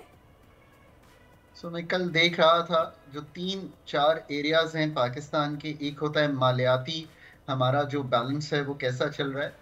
अल्हम्दुलिल्लाह जो फिस्कल के नंबर 30 सितंबर के मैंने देखे हैं, उनके मुताबिक पाकिस्तान कंफर्टेबल है, और जो टारगेट्स थे FPR के भी, जो हमारे डेफिसिट के टारगेट्स थे, प्राइमरी सरप्लस के टारगेट थे, मतलब ये टेक्निकल टर्म्स हैं, बट मालियाती फिजिकल साइड पे इट सीम्स कि वी आर कंफर्टेबल। जुजियात में थोड़ी तब्दीलियां हो सकती हैं, but otherwise target seem to be met. Monetary targets जो स्टेट बैंक मैनेज करता है, वो भी लग रहा है कि हम लगभग उनके 30 सितंबर के टारगेट्स को मीट कर रहे हैं। एनर्जी टारगेट्स के नंबर अभी सामने नहीं आए हैं, दो एनर्जी मिनिस्ट्री क्लेम्स के ऐसा ही है कि वो मीट हो रहे हैं, but let's see the exact numbers. जब तक वो नंबर्स ना देख लें हम नहीं कह सकते। एक तो ये है कि लाइकली है कि ये numbers with minor adjustments are on the comfortable side. So that's a real sigh of relief, क्योंकि मैं बार बार कहता हूँ पाकिस्तान को IMF का स्टैंड बाय अरेंजमेंट कंप्लीट करना है। ये प्रोग्राम नहीं है, ये एक अरेंजमेंट है। ये 9 महीने पाकिस्तान को राइड आउट कराएगा कंफर्टेबली, सो दैट हमारे रिजर्व्स की पोजीशन ठीक रहे, हमारी एक्सटर्नल बोरोइंग ठीक रहे, हम कंफर्टेबली मैक्रो इकोनॉमिक स्टेबिलिटी जितनी भी है इस वक्त मुल्क में उसको मेंटेन कर सकें या बेहतर कर सकें। उसके याद रखिए कि जब भी IMF मिशन आता है तो फॉरवर्ड लुकिंग भी बात होती है, तो सब लोग हैरान ना हो। एक आखिरी चीज़, अभी जैसे हमने कहा कि गैस की कीमत में तब्दीली की, हम तो तभी काम करते हैं, ये मुझे दुख होता है ये बात जब मैं करता हूँ, कि जब हमने देखा कि IMF का मिशन आ रहा है तो हमने गैस की कीमतें तब्दील की। ये काम हमें अपनी ईमा पर करने चाहिए, इसलिए कि ये पाकिस्तान के लिए सही है, इसलिए नहीं कि हमें कोई कह रहा है। बिल्कुल सही कह रहे हैं। फॉरवर्ड लुकिंग, बिल्कुल आपने सही कहा। जी कंप्लीट कर लीजिए आप प्लीज। आपको फॉरवर्ड लुकिंग कुछ IMF की नई चीजें भी मिलेंगी और उस पर हम बात करते रहेंगे। दुरुस्त सर, उस पर बात करते रहेंगे। थैंक यू सो मच, आपने अपना वक्त दिया, ज्वाइन किया हमें, और बहुत ही ज़बरदस्त तरीके से जो है सारिश हमें बताया कि किस तरीके से प्राइजेस जो हैं वो इंक्रीज़ हो सकती हैं पूरे खित्ते में, जो कि हम इस वक्त हमें ये एक डर था कि जंग की वजह से पैसे बढ़ रहे हैं और बढ़ सकते हैं, वो डॉक्टर साहब ने बता दिया है। अब खैर उसी पेट्रोल से रिलेटेड जो है वो नाजरीन क्या क्या मजीद हो सकता है उस पर बात करेंगे, क्योंकि पाकिस्तान में पेट्रोल की कीमत में कमी के बाद आटे और दालों की कीमतों में वाज़ेह कमी आई है। अलबत्ता कराची इसमें शामिल नहीं, लेकिन कराची वालों के लिए 2 नंबर कुकिंग ऑयल और घी की कीमतों में 25 से 30% तक बड़ी कमी की गई है। कराची वाले पता नहीं क्यों उनको ये इस्तिफादा हासिल नहीं हो रहा, क्या वजह है कि उनको ये समरात नहीं मिल रहा है। कराची और लाहौर की मार्केट्स में पोजीशन क्या है ये जानने के लिए इस वक्त हमारे नुमाइंदगान हमें फ़हीम ज्वाइन कर चुके हैं, उनसे हम जानेंगे कि वो क्या सूरत हाल देख रहे हैं। तो हमें कराची से कफील ने ज्वाइन किया हुआ है और लाहौर से शौकत हमारे साथ हैं। अस्सलाम वालेकुम जी, बताइएगा कफील, सबसे पहले आप बताइए कराची में ये मामला क्यों हो रहे हैं? देखिए फ़हीम, इंतज़ामी मामला जो है वो बहुत ज़्यादा जो है वो गंभीर हैं यहाँ, स्पेशली कराची के अंदर। थोड़ा सा हम बात कर लेते हैं प्राइस के ऊपर। इस वक्त अगर जब ये प्राइसेस नीचे आना शुरू हुए हैं, क्रैकडाउन हुए, तो उसके बाद चीनी के प्राइसेस जो है वो 180 तक पहुँच चुकी थी, और उसके बाद उसके प्राइसेस जो है वो 145 तक जो है वो आई है मार्केट के अंदर। उस पर खासी कमी जो है वो देखी गई। ताहम अगर हम बात कर लें आटे की, आटे के अंदर ताहाल कराची में इस वक्त भी जो मैं मार्केट में खड़ा हूँ सदर के अंदर 160 रुपये फ़ी किलो चक्की का आटा फ़रोख्त किया जा रहा है, और जो फ़ाइन आटा है उसके प्राइसेस 145 से 150 के दरमियान फ़रोख्त किया जा रहा है। हालांकि जो इम्पोर्टेड जो गंदम है उसके होलसेलर्स बताते हैं कि 95 रुपीज़ पर केजी के हिसाब से जो उसकी कॉस्ट जो उनको पड़ती है। तो उसके बाद से अप्रॉक्सीमेटली जो आटा है वो 110 और या 115 के अंदर जो है वो फ़रोख्त होना चाहिए, लेकिन ताहाल 30 से 35 रुपये ताहाल जो है वो कमाए जा रहे हैं। और इसमें तमाम वो फ्लोर मिलर्स और वो तमाम माफिया शामिल है जो कि गुज़िश्ता कई बरसों से जो है वो आटे के प्राइसेस को ऊपर नीचे करने में जो है वो कामयाब रहा है। दूसरी हम बात कर लें दीगर आइटम्स की, दालें कुछ कम ज़रूर हुई थी, ताहम रिटेल की सतह के ऊपर अभी भी यहाँ जो हमने प्राइसेस मालूम किए हैं वो अभी भी जो है वो ज़्यादा हैं। और आवाम से जो कि ऑन कैमरा बात नहीं कर रहे तो उनका यही कहना है कि प्राइसेस अपनी जगह 19-20 का डिफरेंस है, कोई ऐसा खास डिफरेंस नहीं है। और इंतज़ामिया जिसकी बुनियादी जिम्मेदारी है ज़िले इंतज़ामिया की कि वो चेक एंड बैलेंस रखे, कोई प्राइसेस लिस्ट नहीं है। ठीक है, तो फिर आपने बिल्कुल सही कहा कि इंतजामिया की जिम्मेदारी है, लेकिन इंतजामिया चेक भी करने को तैयार नहीं कि मार्केट में चल क्या रहा है। शौकत आप बताइएगा, आप लाहौर के शहरी किस भाव चीजें खरीद रहे हैं? जी, जैसा कि आपको मालूम है कि डॉलर को और पेट्रोल को रिवर्स गेयर लगे है, लेकिन हैरान कुन तौर बात यह है कि जो माफिया जो है कंट्रोल में नहीं है ज़िली इंतजामिया के, क्योंकि ज़िली इंतजामिया के पास 102 मजिस्ट्रेट हैं जिनका काम है छापे मारना और रोज़ाना की बुनियाद पर अपनी कार्रवाई बयान करना, लेकिन ऐसा कुछ दिखाई नहीं दे रहा।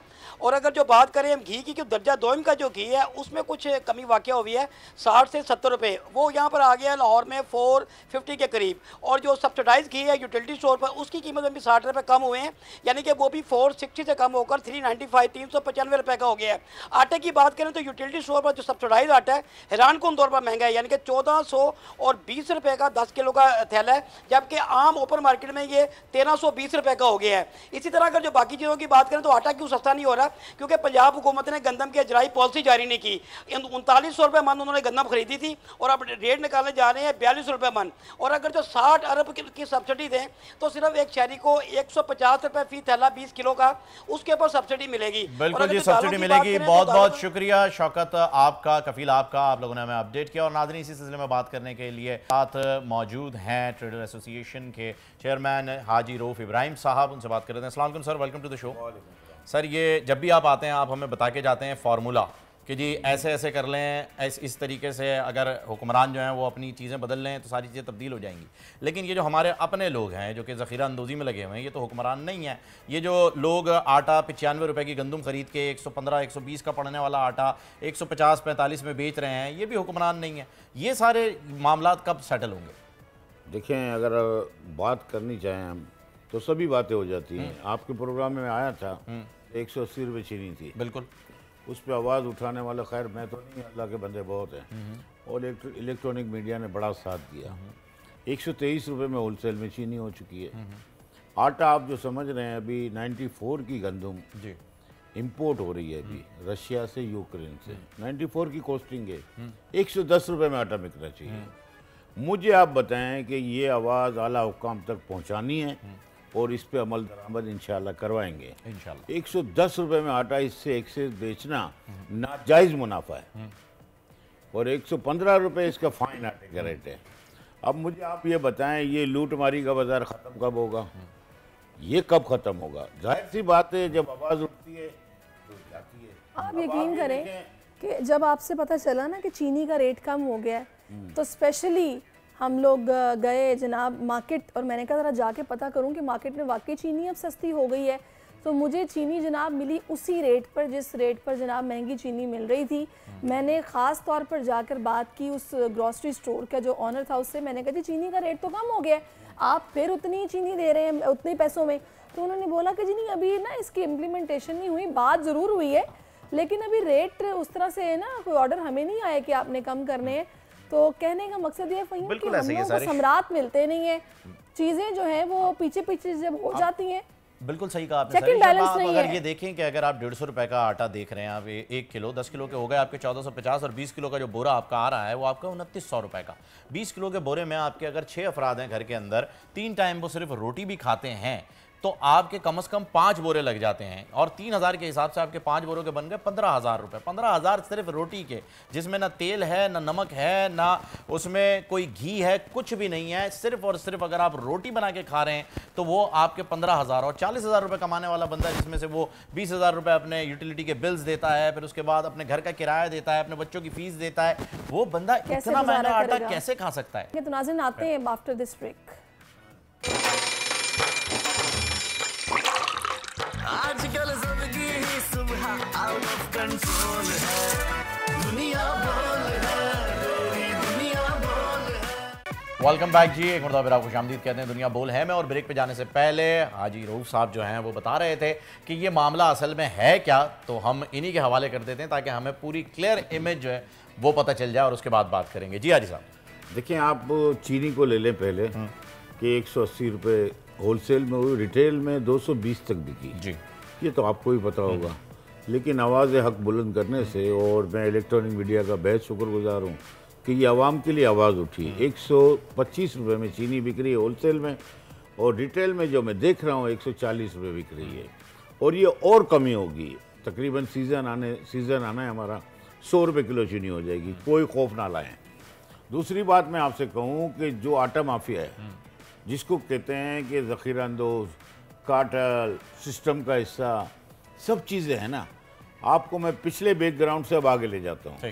55 रुपये पिछले सीज़न का सपोर्ट प्राइस हुआ करती थी गंदम की, उसको 7 महीने कबल वक्त सीज़न से 100 रुपये कर दी गई। सब ने ज़ख़ीरा कर लिया, और वो गंदम 130 रुपये तक बिकी। कितने वाली? 55 रुपये वाली। और हमारा जो क्रॉप होता है 26 million ton, 2 crore 60 lakh ton का। आप मुझे बताएं कि 1 करोड़ हमने इस्तेमाल भी कर ली, तो 1 करोड़ 60 लाख पे नफ़ा किसने किया? डबल, खरबों में। जिसमें आप इंतज़ामिया देख लें, फूड देख लें, फूड डिपार्टमेंट देख लें, चेक करने वाला कोई नहीं, फ्लोर मिल, सभी शामिल थे। इसी गंगा में हाथ धोए। गरीब के निवाला मुंह से छीनना आटे की कीमत क्या है होलसेल? अभी मैं आपको बताऊं, अब रिसेंटली जो सीज़न है उसका 100 रुपये प्राइस है अभी सपोर्ट प्राइस, और जो आटा अभी हम समझ रहे हैं कि इसको 115 में बिकना चाहिए, लेकिन लम्हा फिक्रिया है। दूसरा, हमारी इंपोर्ट अलाउ की गई 15 lakh ton, 15 lakh ton import हमारी अलाउ है। रोज़ जहाज़ आ रहे हैं, वो 93 की कॉस्टिंग है। इसको 110 से ऊपर बिकाना, इसको बेचना इंतजामिया और आला हुकाम का काम है। लेकिन हारी साहब ये बताइए ना, आप चेयरमैन हैं होलसेल एसोसिएशन के, ये कर कौन रहा है? देखिए, मैं आपको सब तफसील बता रहा हूँ। देखिए, मैं सब तफसील बता रहा हूँ। इसमें फ्लोर मिल वालों को अभी कसूरवार हैं, हम भी कसूरवार हैं कि हम नहीं देख रहे हैं। 110 और 115 फाइन अटा होना चाहिए। तो क्या गरीब के मुंह से 2 निवाले भी छीन रहे हैं आप लोग? तो इस पे अमल दरामद हो रहा है। मैं आपके टीवी की तवज्जो से बात कर रहा हूँ कि मैंने कमिश्नर वाला हुकाम से भी बात हुई है। भाई, ये कोई जवाब नहीं है। देखिए, अगर मुझे मार्केट में जाके आटा उस दाम पे नहीं मिल रहा जिस दाम पे टीवी पे बात हो रही है, तो फिर क्या फायदा मुझे? बस अमल दरामद हो रहा है। आप मुझे बात 2 मिनट देंगे तो सब होगा। जब जितने अमल दरामद हुए हैं, जनरल आसिम मुनीर साहब और निगरां वज़ीर आला, देखें चावल के भी डबल रेट थे। जो नाजायज स्टॉक हुआ था, जिसको 450 रुपये तक ले गए थे, आज आपको पता है 300 रुपये में 11-21 अच्छा बासमती बिकता है। दूसरे नॉर्मल चावल भी नीचे आना शुरू हुए हैं। दालों का इम्पेक्ट भी, इंटरनेशनल बाजारें भी गिरी हैं, और डॉलर का इम्पेक्ट भी आया है। ऑयल को आप देख लें, 320 रुपये में ये खुला तेल बिक रहा है आज, और घी 340 रुपये में बिक रहा है। आपको ये पता है कि 90% खुला इस्तेमाल होता है। बिल्कुल ऐसे ही। चाहे शादी हॉल ले लें, चाहे एनजीओज ले लें, चाहे रेस्टोरेंट ले लें, चाहे रेस्टोरेंट ले लें, या गरीब तबका ले लें, ऐसा ही है ना। उस पर अमल दरामद क्यों नहीं होता? ब्रांडेड 550, 550 क्यों है? ये तो सारी चीज़ें हैं। देखिए, हमारी कमिश्नर से भी बात हुई, आला हुकाम से भी बात हुई है कि रिटेल बेस पे उसका इम्पेक्ट नहीं आता। 50 किलो ले जाने वाला वो कोई ले सकता है कि होलसेल में लेगा? अब इन्होंने जाना है, आधा पाव लेनी है मार्च की दाल, जो इन्होंने बकौल कहा। तो मैंने कहा यार, ये तो इतना रेट है। आपको पता है कि रिटेल बेस पे आज तक चेक एंड बैलेंस नहीं हुआ है, होता ही नहीं है ना। अब अमल दरामद होंगे, ये मैं आपसे कंफर्म कह रहा हूँ। मैं कमिश्नर साहब से भी 4 दफ़ा मीटिंग्स हुई हैं, और इसको अमल दरामद कराना लाजमी है, और ये होगा। देखें, जब 50% अप ले रहे हैं, जितनी बड़ी बड़ी चेनें देख लें, स्टोर देख लें, किरियाना देख लें, सब में डबल के ऊपर भी जा रहे हैं लोग। इसका मैकेनिज़्म बनाने की मैंने कोशिश की है कि होलसेल में 5% जो दुनिया का कानून है, और रिटेल में सिर्फ 10% इजाफा कर सकते हैं आप। इसके बगैर 11% भी है तो उसका चालान भी काटें, और मैं हुकूमत वक्त से भी कहूँगा। अफसोस की बात यह हाजी साहब कि फिर 2 महीने बाद भी अगर हम यहाँ पे बैठ के बात कर रहे होंगे तो आप कहेंगे कि मैं कोशिश कर रहा हूँ और मेरी बात हो रही है, क्योंकि ये पिछली 2 महीने पुरानी बात है। जो आपने बहुत अच्छी बात कही। अब इसके जो हतमी फैसला है, मैं ये कह रहा हूँ कि बहैसियत है चेयरमैन होलसेल एसोसिएशन, आपका क्या ये राइट का आपके पास क्या ये आपके पास हक नहीं है कि आप ऐसे लोगों पर पाबंदी लगा सकें जो ये गैर कानूनी तौर पर मुनाफा कमा रहे हैं? देखिए, मैं कोई रिट नहीं हूँ गवर्नमेंट की, लेकिन हमारा बोलना भी एक मायने रखता है। बिल्कुल रखता है। हम आगे जाके इतनी बात करते हैं, फ्रंट लाइन पे करें ना बात, ये मुश्किल होती है लेकिन हम करते हैं। मैं आपको ये बताऊं कि दुनिया में जब हम आए हैं ना, 4 दिन की ज़िंदगी के लिए नहीं आए और ना ये ज़िंदगी है। मैं आपको सच बोलता हूं कि बादशाहत का एतबार क्या, एहतियातन फ़कीरी गुजारता हूँ, फ़कीरी ज़िंदगी गुजारता हूँ। क्या है बादशाहत का कोई एतबार नहीं, जो भी आदमी कुछ कर ले, कोई भी तख्त ले जाए। लेकिन रब्बे करीम तो देख रहा है ना। मैं आवाज़ हक बुलंद करता हूँ और मैं कमिश्नर साहब को भी अप्रिशिएट करता हूँ कि इस पे अमल दरामद अब शुरू हो रहा है। देखिए, सालाना लिस्ट होती थी, आपको याद होगा। जी जी बिल्कुल। अब ये मंथ वाइज लिस्ट आएगी। ये भी मैं आपको बता दूं, रिटेल बेस की भी लिस्ट आएगी। और मैंने तो ये भी तजवीज़ दी कि चालान फाड़ना हल नहीं है, चालान एक दफ़ा कर दें, दूसरी दफ़ा दुकान ही सील करें, ताकि लोगों को अवेयरनेस आए कि भाई ये लूटमारी क्यों। अच्छा, एक बात मेरी सुनिएगा, मुझे ये बताएगा, हम अक्सर उनके ख़वातीन मोस्टली ग्रॉसरीज करने जाती हैं, मर्द फिर भी इतने नहीं जाते, या जाएँ तो साथ ही जाते हैं, चीज़ें ख़वातीन देती हैं। ये जो एक बार कोड का रिवाज निकल आया है कि आपने मार्ट से कोई भी चीज़ खरीदी है, बस बार कोड लगा हुआ है, उसकी कीमत नहीं लिखी हुई। अब जब वो पूरा बिल एक लंबा निकल के आएगा तो फिर आप तसल्ली से खड़े होकर देखोगे, और मोस्टली पाकिस्तानी देखते भी नहीं है। अच्छा, ये बिल बन गया, ये पैसे लो, चलो जी अल्लाह हाफिज़। अब एक स्टोर पे वो चीज़ आपको, अगर आप एक शरबत की बोतल ही समझ लें, 300 की मिल रही है, किसी और स्टोर पे जाएंगे वहाँ पे 320 की है, वहाँ जाएंगे 315 की है, बस बार कोड से बिल पे किया, हम आ गए। ये क्या तरीकाकार है कि रेट आवेजा नहीं किए गए, कहीं पे कोई है, कहीं पे कोई है, बस चल रहा है। बहुत अच्छी बात कही आपने। देखिए, बार कोड पे तो हमारी बीवियों ने हमें लूट लिया है। ये बातें क्या कर रही हैं आप? और मेरा ख्याल है आपके शोर ने, आपने लूट लिया, सब लूट मारी लगी हुई है, सब जन्नत में चली जाएंगी खवातीन। मर्द ही बेचारे हार्ट अटैक से मर रहे हैं या बेचारे परेशान हाल है जिंदगी में। तो आप ये बात नहीं दे रहे हैं कि वहां भी जाएंगे। देखिए, आप बात समझे, बार कोड पे आप जा रही है ना, मेरी वाइफ जा रही है, भाई ये डाला कार्ड, चलो हो गया, ATM मशीन है ना हम लोग, डाला जी 2 लाख का आ गया। भाई आप ये क्यों नहीं देख रही हैं कि माछ की दाल का क्या रेट है, फला क्या रेट है? नहीं जी, बार कोड चल रहा है। ये आपकी कंप्लेन बहुत बिल्कुल सही है, ये आवेजा होनी चाहिए। और जहाँ खिलाफ वर्जी हो ना, मैं तो यकीनी कहता हूँ कि 15 दिन के लिए तो जेल में डाल दो। ये अमल दरामद कराने का टाइम है। जनरल आसिम मुनीर साहब वो काम कर रहे हैं जो शायद आपको पता नहीं है। वजीर आला जो हमारे वजीर आजम, निगरान वजीर आजम, बहुत अच्छा काम कर रहे हैं। आप यकीन माने, जो रेट अभी जो नई सीजन चावल की आएगी ना, आप देखेंगे 250 रुपये में आला क्वालिटी मिलेगा। लेकिन उसका जी, और इसका मैकेनिज्म जब 10% पे ले आएंगे ना, एक कानून बनाएं। ये थोड़ी होता है कि 1 महीने की लिस्ट हो, उस महीने पे आपने अमल करना है, दूसरे महीने दूसरी लिस्ट है, तब तो हो सकता है। अगर आप बोलें कि सालाना लिस्ट, तो ये फ्लक्चुएशन में नहीं चल सकता। ये हमने अमल दरामद करवाना है। हाजी साहब, होने को सब कुछ हो सकता है, बस ये है कि मेरी कोशिश आपकी मौजूद, मेरी कोशिश, और जितनी आला हुकाम से हमारी बातें हो रही हैं, कमिश्नर से हो रही हैं। देखिए, सब्जी में कंट्रोल किया कमिश्नर साहब ने, चारों DC साहब ने। जो मैं बात करूंगा तो सही कहूंगा, दूध में कमी वाकई हुई।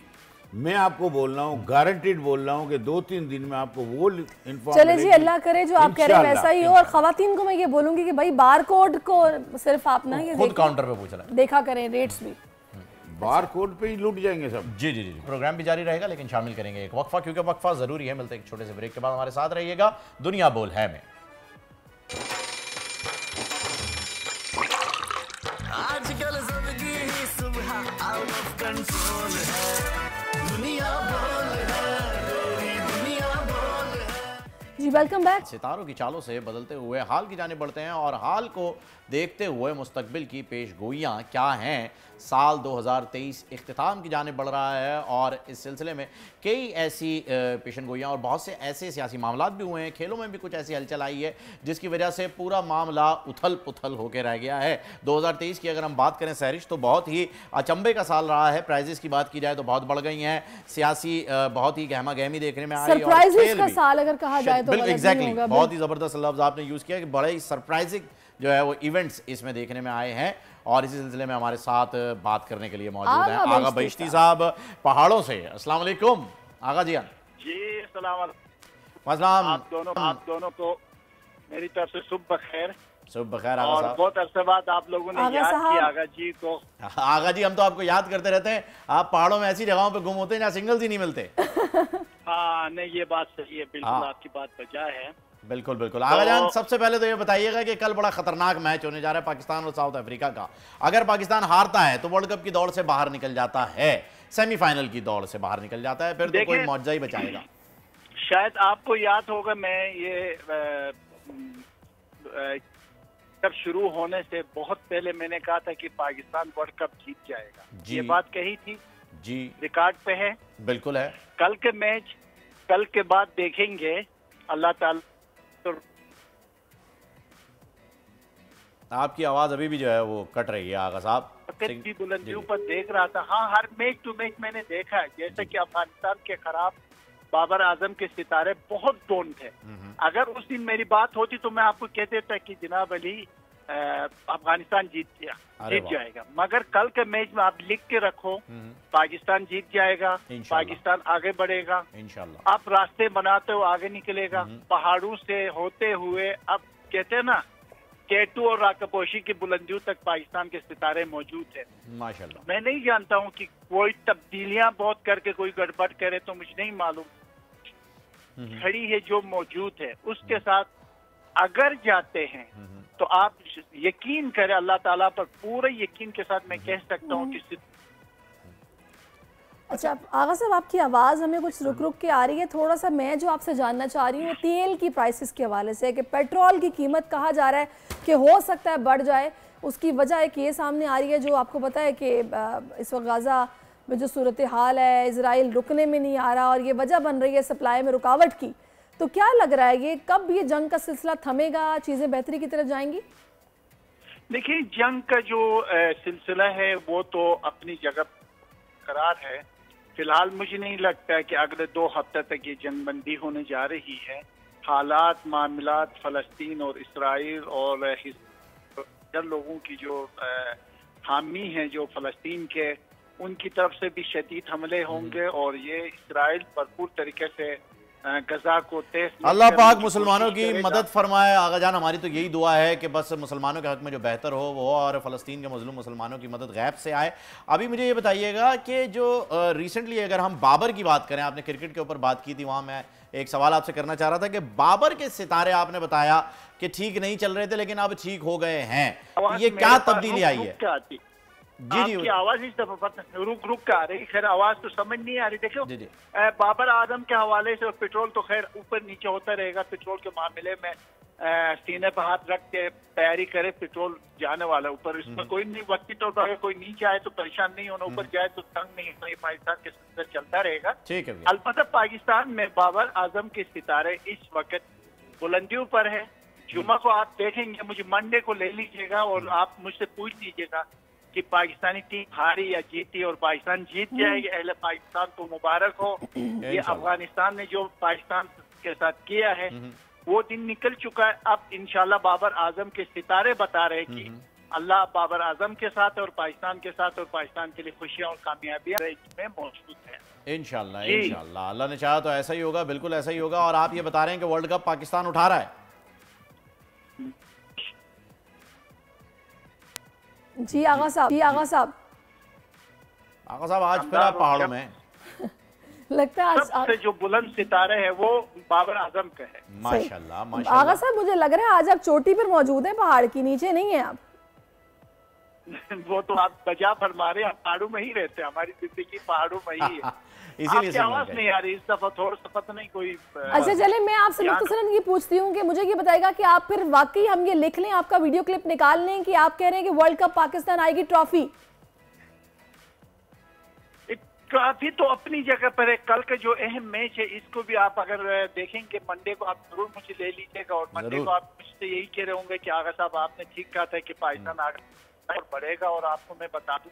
और कल जब हम देखेंगे जुमा में कि जुमा के टाइम पे पाकिस्तान बैटिंग के लिए उतरेगा तो इंशाल्लाह ताला पाकिस्तान के सितारे, क्योंकि मैं बाबर आजम के सितारों को देख के ये यकीन से कह सकता हूँ कि मौजूदा सारी टीम अगर उधर से भी कोई तब्दीली नहीं होती, बास औकात ऐसे होते टीम चेंज हो तो 19-20 होता है, इसके बावजूद भी जो भी कुछ जैसे भी हो पाकिस्तान जीतेगा। अल्लाह ताला की ताईद और बड़े कॉन्फिडेंट लग रहे हैं आगा साहब, बड़े कॉन्फिडेंट लग रहे हैं। आगा साहब ने बहुत जबरदस्त सितारे पकड़ लिए। मुझे लग रहा है कि पहाड़ की बुलंदी से जो है वो इन्होंने कोई डायरेक्ट सितारा देखा है जो अभी तक किसी को नजर नहीं आया। इतने कॉन्फिडेंट आगा साहब कभी होते नहीं होना, वरना तो सितारे यहाँ इतने करीब है, हमें ऐसे लगता है कि हाथ से वर्ल्ड कप की ट्रॉफी वाली प्रेडिक्शन अगर आपकी सच्ची हो गई ना आगा साहब, मैं पहली फ्लाइट पकड़ के आपके पास आऊंगा आपको मुबारकबाद देने के लिए।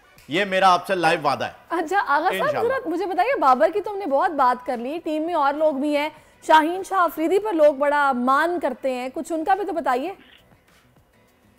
देखो शाहीन शाह अफरीदी की भी सितारे पिछले वक्त के साथ साथ मैंने रात को ही देख रहा था कि उसकी सितारों में भी काफी बेहतरी और जबरदस्त तरीके से उसमें मूवमेंट नजर आता है। बार सारी टीम की जो जितने हैं उन सबको जब हम दोहराते एक एक बंदे को देखते हैं तो फिर हम इस नतीजे पे पहुंचते हैं कि कल पाकिस्तान जीतेगा। के सितारों के साथ साथ शाहीन शाह अफरीदी के भी सितारे अच्छे हैं और उससे बढ़कर जो शादाब के भी सितारे बहुत बेहतर नजर आ रहे हैं। अरे शादाब के सितारे कहाँ आगा साहब, शादाब अभी तक अगर कोई खिलाड़ी सबसे ज्यादा परफॉर्मेंस नहीं दे पाया है या ये कहें कि कोई बॉलर सबसे ज्यादा पिटा है तो वो शादाब है, और यहाँ तक क्यों नहीं एक मैच में बिठाया भी गया। अच्छा अगर आप इजाजत दे तो एक बात मैं कह दूं आपकी इजाजत से। जी जी जी जी जी कहिए। ये जो हमारे जो क्रिकेट के साबिक जो खिलाड़ियां हैं जी जी वो बैठ के बड़ी बड़ी बातें करते, जिंदगी में कभी पाकिस्तानी टीम एक नंबर पर नहीं आई थी। ये बाबर आजम की वजह से दुनिया में एक नंबर बना, एक नंबर को कोई आज तक कोई बैट्समैन नहीं बना सवाई बाबर के। ये टीवी को ये जो बैठ के बड़ी बड़ी बातें करते, ये इंडिया के खिलाफ वो खिलाड़ी जो दीगर चैनलों में बैठे होते बड़ी बड़ी बातें करते। भाई तुम लोगों ने कब इंडिया से जीते थे तो बाबर नहीं जीता। एक बाबर आजम है कि दुनिया के एक अजीम बैट्समैन है, उसके साथ थे, उसके साथ आवाज मिलाए। एक आजम सिकंदर पता क्या है, मैं नाम देता तो मुझे गेंद की तनकीद करता है, यार तुमने 3 विकेटें तुम्हारी नहीं है, तुम बाबर आजम के साथ बातें करते हो। यार ये जो मुझे इतनी तकलीफ होती ना पाकिस्तान क्रिकेट के बारे में, वो गुज़श्ते क्रिकेट के जिन्होंने फिर मुश्किल 100 मैच के बाद एक सेंचुरी 50 नहीं बनाई, वो बैठ के बाबर ने ऐसे नहीं खेला, फलान की नहीं खेला। आगा साहब अब तो बात की नौबत यहाँ तक आ गई सूरत हाल में कि कहा जा रहा है कि इवेंट के बाद हो सकता है कारकर्दगी ऐसी रही तो बाबर कप्तानी भी छोड़ देंगे। इस हवाले से सितारे क्या कह रहे हैं? मैं आपसे कह रहा हूँ कि कप्तानी अगर ये छोड़ेंगे ना मजीद पाकिस्तानी टीम तबाह बर्बाद हो जाएगी। सुबह बाबर की सितारों की बुनियाद पर बाबर आजम ने हमें एक वकार दिए, पाकिस्तान को एक इज्जत दी, क्रिकेट की एक नई तारीख बना दी। वो अभी यंग बच्चा है, कच्चा उम्र का है, मौका दो उसको, चलने दो। कोई जरूरी तो नहीं सारे खिलाड़ी खेलना होता है यार। ये जो हमारे पाकिस्तान के क्रिकेट टीम के जो लोग बैठे होते हैं, मुझे इतनी तकलीफ होती है कि बाबर को वो खिलाड़ी जिन्होंने कभी जिंदगी में जीते नहीं है, कभी जिंदगी में पाकिस्तान की टीम एक नंबर बनी नहीं है, तीनों फॉर्मेट में इस बाबर आजम के क्या पाकिस्तानी टीम एक नंबर बनी। अगर वक्ती तौर पर कोई मसला हुआ है, 2-3 मैच हार गए, कयामत तो नहीं आती है साहब। मुझे लग रहा है आप जज्बाती हो गए हैं, डाई हार्ड फैन लग रहे हैं। वैसे आगा साहब की इस बात से मैं एग्री करूंगा सहरिश, जो इन्होंने बताया ना कि जी वर्ल्ड क्लास प्लेयर आप हैं, आप बैठे हुए हैं, अपने तज्जिए दे रहे हैं और उसके बाद आप खुद भी इंडिया से एक भी मैच नहीं जीते वर्ल्ड कप में, और फिर आप बाबर के ऊपर तनकीद कर रहे हैं। भाई आप कोचिंग पे आ जाए ना, आप हमारे बॉलर्स को कोच करें, आप सर्व बेचने में लगे हुए हैं। तो आपकी बात से मैं एग्री करूंगा, बिल्कुल सही कहा आपने। यही तो रोना धोना है मुझे, यही तो तकलीफ है और पूरी पाकिस्तानियों को ये तकलीफ है। कल मैं टीवी पर वो मैच चला था, वहाँ लोग आम गिलगित बल्तिस्तान में बैठे हो किया, ये क्या बकवास करते हैं। इसकी जिंदगी में क्या तकरीबन 200 मैच खेले। और अभी हम कुछ बात करने जा रहे हैं जनाब ई कॉमर्स के हवाले से, और आप जानते हैं कि दुनिया में इनकलाबी तब्दीली आई है, लेकिन बदकिस्मती से पाकिस्तान अब तक कोई बड़ा फ़ायदा इससे नहीं उठा सका। फ़ायदा उठाता भी कैसे, अभी गाड़ी चलना शुरू भी नहीं हुई थी कि फ्रॉड के इतने इल्ज़ामात लगे कि दुनिया की दीगर अक़वाम ने पाकिस्तानियों पर एतबार करना बंद कर दिया। लेकिन इस वक्त हमें ये बात समझ लेनी चाहिए कि ई कॉमर्स ही मुस्तक़बिल है और अगर पाकिस्तान की मईशत को बेहतर बनाना है तो हुकूमत को भी ई कॉमर्स पर ज़्यादा से ज़्यादा तवज्जो देना होगी। शहरियों को सपोर्ट करना होगा, उन्हें छोटे छोटे कारोबारी मौके देने होंगे और इस कारोबार को डिजिटल प्लेटफॉर्म की मदद से दुनिया के सामने लेकर आना होगा। बिल्कुल जी, इसी सिलसिले में बात करने के लिए सोशल मीडिया इन्फ्लुएंसर आज़ाद चाय वाला हमारे साथ, उन्होंने हमें ज्वाइन कर लिया। Sir welcome to the show. ये बताइएगा, पाकिस्तान में ई कॉमर्स का रुझान इंतहाई कम है, आप क्या समझते हैं, क्या इस तरफ हुकूमती तवज्जो की ज़्यादा ज़रूरत है? डेफिनेटली है। लोगों को खुद भी थोड़ा सा गौर करना चाहिए कि पैसा कहाँ पे है एंड अपने खुद को हालात को बेहतर करने पे थोड़ी सी तवज्जो देनी चाहिए। गवर्नमेंट क्या करेगी? गवर्नमेंट अवेयरनेस ही दे सकती है, ये बजाय कि spending all that money on के जी फलां बुढ़ा है। जो इलेक्शन का मनी का स्कैंडल हुआ था हालिया में, may be they could run it on कि यार ई कॉमर्स को थोड़ी तरजीह दो, छोटी फैक्ट्रीज पे तरजीह दो वगैरह वगैरह। So that's the role the government can play. And of course ease of doing business, exporting पे अगर कोई वो मसले हैं, जिस तरह भी कंटेनर्स हज़ारों लोगों के फंसे हुए थे, आते भी जाते भी, तो दैट काइंड ऑफ स्टफ हुकूमत की जिम्मेदारी है, हुकूमत की जिम्मेदारी and they should take care of that. अच्छा, यह कि आज़ाद जो चंद पाकिस्तानी ई कॉमर्स से मुंसलिक थे वो कुछ फ्रॉड करते पकड़े गए और पाकिस्तानियों का नाम जो है वो बदनाम हुआ, आपको क्या लगता है कि हमारा माइंडसेट कब क्लियर होगा? एक दिन में तो सब कुछ हासिल नहीं हो जाता। ई कॉमर्स में ईमानदारी से बहुत कुछ सीखा जा सकता है, कमाया जा सकता है। डेफिनेटली वक्त लगेगा। एंड ये जो बीमारियां हमारी, जब एक नई अपॉर्चुनिटी पाकिस्तानियों के लिए खुलती है तो ये एक टोला सा बगैरतों का पहले पहुंच जाती है वहाँ पे, जस्ट टू फाइंड शॉर्टकट्स पैसा कमाने के लिए। एडसेंस की अगर मिसाल दूं तो क्या था जी, यहाँ पे एक बिज़नेस आ गया था, क्लिकिंग वाला बिज़नेस। आप क्या करते हैं? मैं क्लिकिंग वाला बिज़नेस करता हूँ। ये डंगर हजरात जहाँ जाके वहाँ पे एड्स पे क्लिक कर रहे थे, चोरी कर रहे थे, फ्रॉड कर रहे थे, तो ज़ाहिर एडसेंस ने बैन लगा दी, बड़े स्ट्रिंजेंट कर दिए रूल्स फॉर पाकिस्तानीज़। सो हम ब्लॉगर्स जो थे, कंटेंट क्रिएटर्स जो थे यहाँ के ट्रेडिशनल टैक्स बेस, उनको बहुत ज़्यादा दिक्कत हुई। They had to find alternative routes, जो अब अमेज़ॉन के साथ हो रहा है या हो रहा था until a few years ago. Amazon ने भी हमें पाकिस्तानी एप्लीकेशंस को अलाउ नहीं किया था, एटसी नहीं अलाउ करती।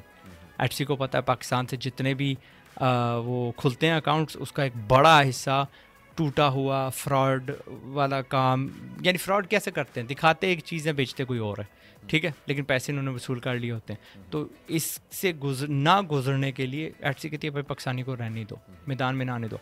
सुधरेंगे कैसे यार? जस्ट मैस अवेयरनेस, हमें इसमें से मुश्किल से गुजरने दें बार बार। द मोस्ट, यानी डंडे से हम सीखते हैं, जितना डंडा वो इस्तेमाल करेंगे, जिसने करना हुआ ना लेजिटिमेट, वो घूम फिर के कर लेगा। जी बिल्कुल, आपने सही बात की और पेपर क्लिक का भी आपने जिक्र किया, अमेज़ॉन का भी जिक्र किया। मुझे ये भी बताइएगा कि इस वक्त कौन सी इंडस्ट्रीज हैं जिनमें इन्वेस्ट किया जा सकता है? Farming, IT, farming and IT हम हमेशा खाते रहेंगे, एंड मिनी फैक्ट्रीज। पाकिस्तान को अगर हौसला देना है ना अबाउट देमसेल्व्स, या क्या कहते हैं एजुकेट करना है अबाउट मनी, तो मिनी फैक्ट्रीज, ऐसी फैक्ट्री जो लाख, 2 लाख, 3 लाख रुपए में बन जाती है। और बना क्या रही है? ये छोटे से स्टड जो अपना दरवाजे के आगे लगते हैं रबर के, कि जी रबर, वो दरवाज़ा जो है ना ग्लास का पटके ना दीवार के साथ, ये अपना एनीथिंग लाइक स्मॉल कील हो गए जो चलते रहते हैं सदाबहार, जूतों की छोटी सी फैक्ट्री लगा लें, हैंड सिले, थिंग्स लाइक दैट। ये आप बनाने लग पड़ेंगे, एक्सपोर्ट करने लग पड़ेंगे। इंशाल्लाह जब कारोबार आने लग पड़ा तो you will then be able to उसमें ज़्यादा इन्वेस्ट कर लेंगे। पाकिस्तान में पैसे की कमी नहीं है। ये कौम है बेवकूफ़ाना तरीके से प्लॉट्स पे फेंक देती है, करोड़ों अरबों फेंक देती है, लेकिन फैक्ट्री नहीं लगाएगी। तो जब फैक्ट्री लगेगी तब पाकिस्तान एक्चुअली जॉब्स भी क्रिएट करेगा, हौसला भी बढ़ेगा, then will actually be creating money.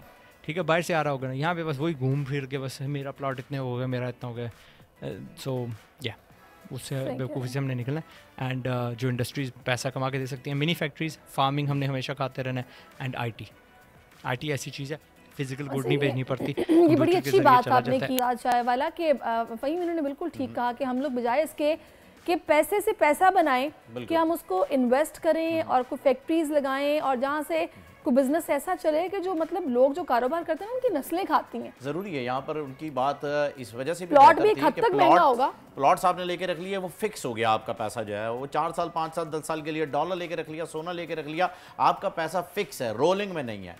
तो रोलिंग के लिए जो है वो ये ज़रूरी है कि आप इस चीज़ को जो है वो पैसे को जो है वो आगे बढ़ाएं। आखिर में आज़ाद चायवाला से हम पूछते हैं कि पाकिस्तान में अगर आज ही ई कॉमर्स पर भरपूर तवज्जो दी जाए तो मज़ीद कितने वक्त में हम ई कॉमर्स से अपनी मईशत को सबसे बड़ा सहारा देने के काबिल हो जाएंगे, ये बताइए। पहले तो देखें, मैं कभी कभार ना अपने इंस्टीट्यूट में जाता हूँ, वहाँ पे जो रिसेप्शन पे लोग होते हैं उनसे अस्सलाम वालेकुम होती है, तो वो मुझसे पूछते हैं कि क्या आप अमेज़न सिखाते हैं। यानी अवाम को ये नहीं पता कि ई कॉमर्स होती क्या। मैं उनसे पूछता हूँ आपने कभी दराज से कुछ ऑर्डर किया है? नहीं, लेकिन मैंने अमेज़न सीखना है। तो क्या कि we go through these waves of trends, ठीक है, बेर चाल, और जी अमेज़न सारे कर रहे हैं, और जी अमेज़न की तरफ जाएँ। जो पहला सवाल था, I think that's what you are referring to, कि जी वो एक यानी टोला आया और फिर सारी खामोशी हो गई। कैसे सुधरेंगे, कैसे, क्या हुकूमत क्या इसमें रोल प्ले कर सकती है?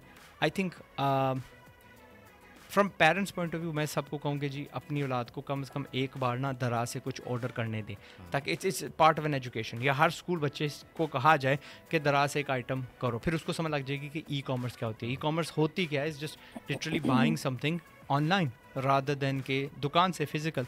एंड फिर उसके फ़ायदे उनको समझ लग जाएंगे कि जी किराया नहीं देना पड़ता। बिल्कुल जी, ई कॉमर्स को समझना बेहतर है ना कि उसके कीवर्ड्स ऐसे अमेज़न और फाइवर वगैरह को समझना। सो मच आप हमारे साथ थे आज़ाद चायवाला, आपने बड़ी ज़बरदस्त बातें बताई ई कॉमर्स के हवाले से और बड़े अच्छे स्टेप्स बताए कि क्या स्टेप्स लेने चाहिए और क्या सोचना चाहिए। और फिलहाल हमारे प्रोड्यूसर साहब भी एक स्टेप बता रहे हैं और वो ये बता रहे हैं कि प्रोग्राम का वक्त ख़त्म हो गया है। बिल्कुल जनाब, दुआओं में हमें याद रखिए, अपना बहुत ख्याल रखिए। इंशाल्लाह कल फिर से आपसे मुलाकात होगी। कल तक के लिए अल्लाह हाफ़िज़। आजकल जिंदगी ही सुबह आउट ऑफ कंट्रोल है, दुनिया बोल है, दुनिया बोल है। सब्सक्राइब करें और बेल दबाएं ताकि कोई खबर रह न जाए।